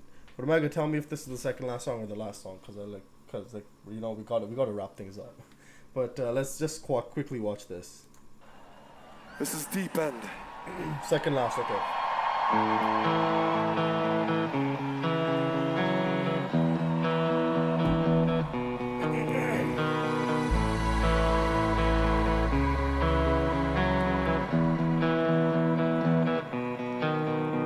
If you had it all, would it be enough? Can you find a way until we're lost? I read songs about being someone else. They say fuck the world, man, I need help. Yeah, everybody tells me it's alright. Everybody tells me I'll be fine. Everything's not a fucking great. Oh, but they can't tell me why I put the picture on the shelf and the memory behind. But the truth is I can't say goodbye. So I made friends with all my demons. Let them say their deep in. Got you say the feeling of letting me go. So give me something to believe in. Throw me in the deep end. Yeah, it all feels the same with your eyes closed. You can throw me in the deep end. Deep end. The deep end. Deep end. On the same old path again, from where I'm at to where I've been. I drift away, you pull me in, but the waves are deep and I'm wearing thin, yeah. I caught myself in a lie, guess I'm just calling to say you were right. I carry the weight of the world in my head and it keeps me up at night. Everybody tells me it's alright, everybody tells me I'll be fine. Everything is now, I don't fucking care. Not of all the times that I tried, I find the air is thin and I'm against the wind with each mountain left that I climb. But the truth is I can't say goodbye. Jump, so I made friends with all my demons. Let them say their deep in. Got you say the feeling of letting me go. So give me something to believe in. Throw me in the deep end. Yeah, it all feels the same with your eyes closed. You can throw me in the deep end. Deep end. The deep end. Cause everything is changing. Memories are fading. Tell me that I'm fucked. I wanna hear you say it. All my feelings are so. Okay, hold on. Wait. This is the second last song is Sonic. Oh my bro, I'm gonna be giving you a lot of songs. Oh, I already love the guitar in this song. The live performance hits different. Is Real gonna have another 4-hour stream? No. It's gonna be 3 hours and 45 minutes probably max. I like how all bands actually perform songs unlike Drake. So give me something to believe in. Throw me in the deep end. The song is really in my playlist. This song is really good though. I do like this song. But if I was ever an artist, bro, I would make all different types of music, bro. Because I really like so many genres and stuff like that. You know, I wouldn't pick just one type of genre to make music in. I would love to make just all different types of genre music. So yeah. I don't like Drake too. Alright, let's just keep going with this. Push them all aside. Let me see your hands up in the air.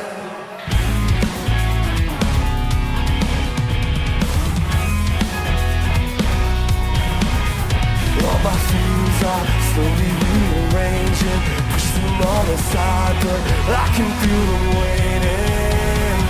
So I made friends with all my demons. Let them say their teeth in. Got you say the feeling of letting me go. So give me something to believe in. Throw me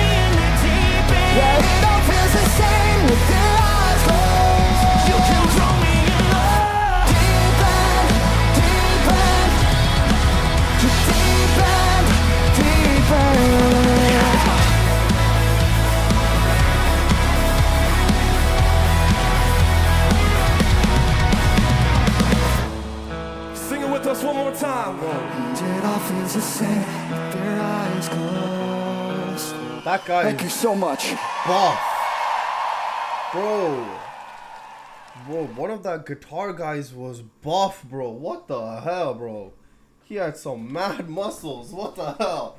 No, that's crazy. Alright, either way, that was obviously a really, really good live performance video. Would you get face tattoos? Probably not. Yeah, most likely I would not. I would probably not, no. Thank you, Omega. We haters for life. He ain't posty. No face tattoos for real. Yeah. Post Malone can do the face tattoos and stuff like that. What do you think of I Prevail? I Prevail is obviously really, really good. I really do like this song Deep End as well. We obviously made a video because you recommended it, Omega. So, and I did honestly really enjoy it as well. Can you imagine if I Prevail featuring Spirit Box? Oh my god, that would be insane. Just imagine those two vocals, like 3 vocals actually. That would be 3 vocals. That would be insane. That would definitely be insane. But what is the last recommendation that you do have for us today, Omega? And then we'll wrap things up. It is almost getting to that 4-hour, 45-minute mark. So, last song, and then we're gonna wrap things up. So let me know what it is, Omega, and I'll watch it real quick. Final song. Ready, set, go. Victor McKnight is back. Okay. Alright. Chi-Chi's back as well. Chi-Chi is back as well as a feature, I think. Or, yeah, it's just, yeah. There's 4 different artists. Did we hear this? I don't think so.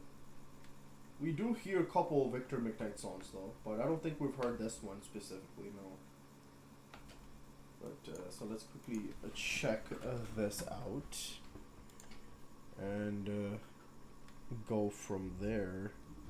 Let me quickly see if it's on my phone or not. Okay, it is. Okay, let's check the song out.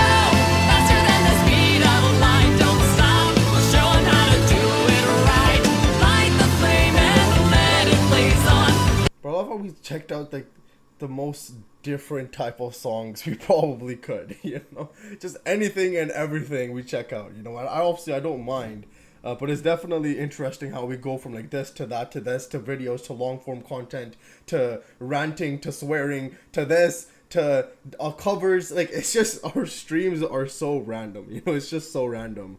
But yeah, I think yeah, didn't we hear this? I think no, this one's new. Oh, I've heard this, I think. No, okay, never mind. That poses dances in the beginning. Hey, Real, could you, here, Real, you could have a gaming channel where you stream Sonic games on there. If I did Sonic games, it would just probably be on here. Honestly, I don't really like branching out channels and stuff like that. I like just having one thing. You know, that's just kind of how I like it usually. Ready, set, and go. Guitar solo, go faster than the speed of light. Let the flames and blazes on. Exactly. Let's keep going.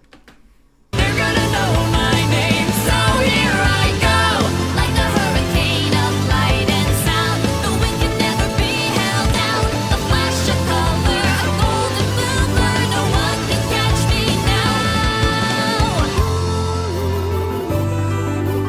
They're gonna know my name. No one can catch me now.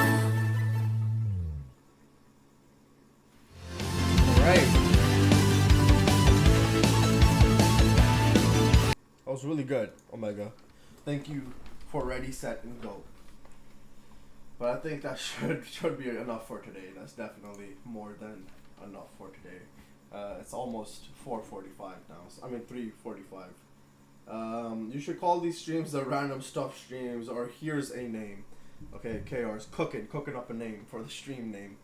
But yeah, I think that should be it. I think the two people standing is definitely what happened in this stream. What are we gonna watch now? The series? No. Okay, we're done. Before we end, can we talk a bit longer? Okay, what would you like to talk about, Omega? What would you like to talk about? I like the randomness of the stream, more entertaining. Thank you. Yes, it's still mostly Sonic. It is, majority of it is always gonna be Sonic because it's a Sonic live stream. But obviously, we'll get a little taste of other artists, I guess you could say, and stuff like that, or other different type of videos in the stream as well, which I don't mind, which I do not mind. You know, Avril Lab, I have absolutely no idea, but it sounds familiar, but I don't think so, Omega. I don't think so. Don't worry, Sonic loves music. He does. Sonic does love music. You're not wrong. But no, I don't think so, Omega. I do not think so.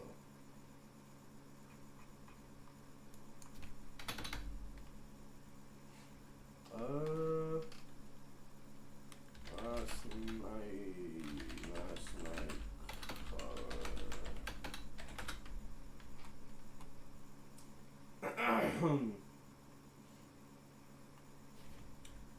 Avril Lavigne, you know her, don't worry. Okay, Sonic has all sorts of things in the games.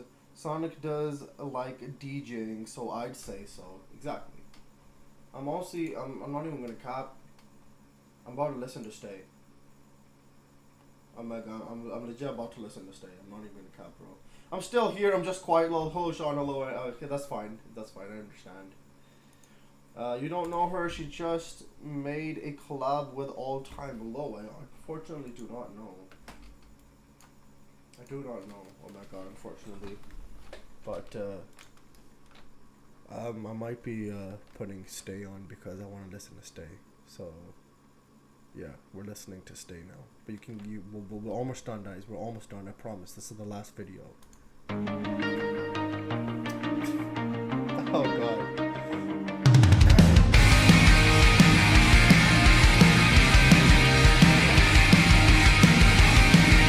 I need to, Omega, I need to. Let's listen. I have to right now. I have to, bro. I have to. This is. I know, but I have to watch it now. Look, we're already on it. Okay, we have to watch. Okay, come on. I did the same thing. I told you that I never would. I told you I changed, even when I knew I never could. I know that I can't find nobody else as good as you. I need you to stay, need you to stay. I get drunk, wake up, I'm wasted still. Realize the time that I wasted here. I feel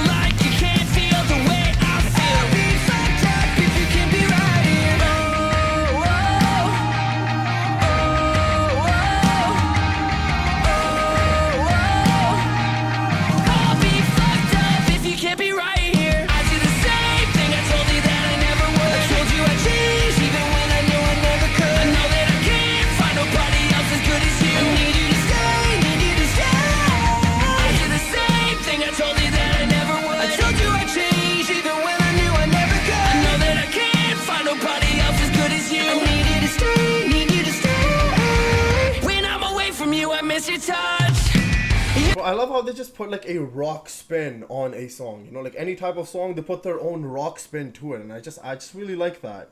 And another thing is, KR, do you like the rock version better, or do you like the original version better? KR, I need to know from you. I need to know. Why? This was supposed to be right. Yes, I love this song. No choice, but get ready for Trevor's metal scream in this cover. I am ready. Let's go. You're the reason I believe in love. It's been difficult for me to trust, and I'm afraid that I'm gonna fuck it up. Ain't no way that I can leave you stranded, 'cause you ain't ever left me empty-handed. And you know that I can't live without you. So baby, say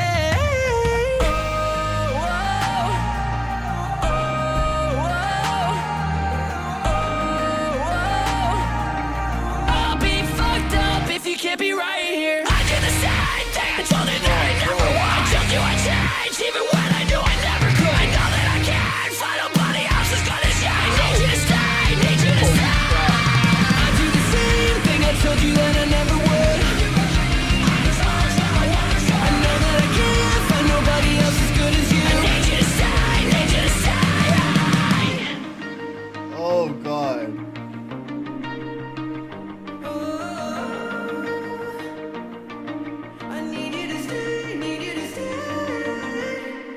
What's up, guys? Thank you so much for checking out our cover of Stay by the Kid Laroi and Justin Bieber. Make sure you subscribe to our channel for more covers like this, and also check out our brand new song, Hell to Have You. The music video is right around here, and if you like that cover of Stay, you're gonna like this. Bro, did he? Thanks again. We love you guys. They didn't even record an outro for the Stay video. What the heck? Bro, all of that, and you couldn't even make an outro for the Stay video. What? Oh, come on now. Come on now. In Japanese, this would probably sound like an anime opening. Probably, that's true.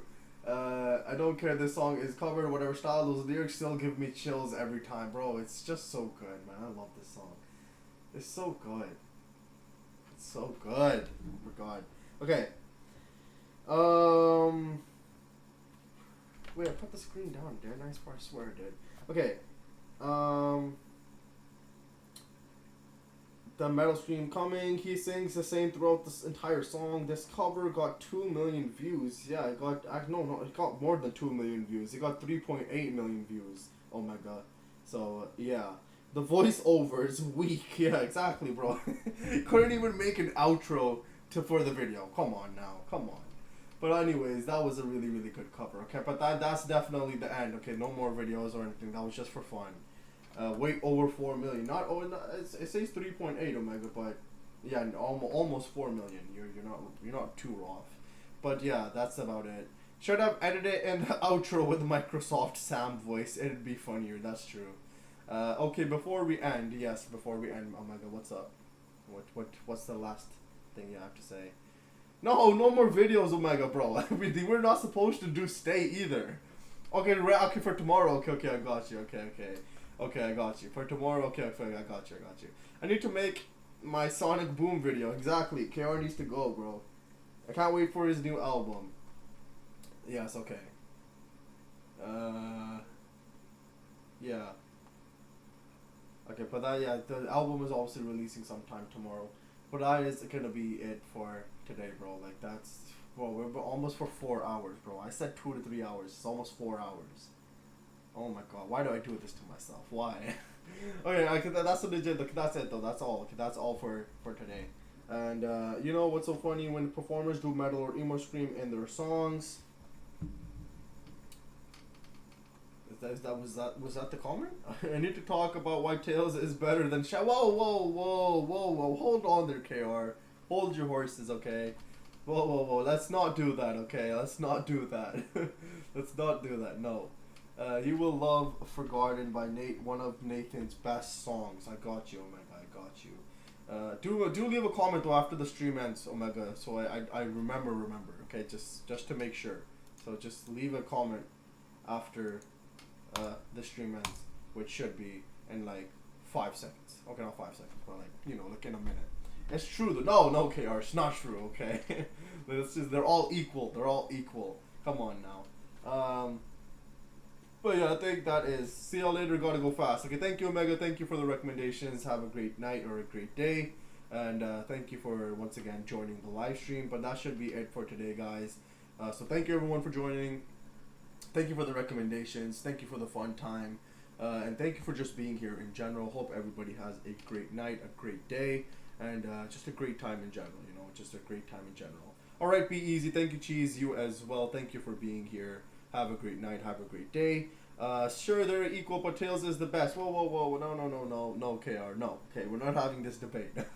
Okay, but that's it. That's all for today, guys. Once again, thank you, everybody, for joining. Thank you for the recommendations.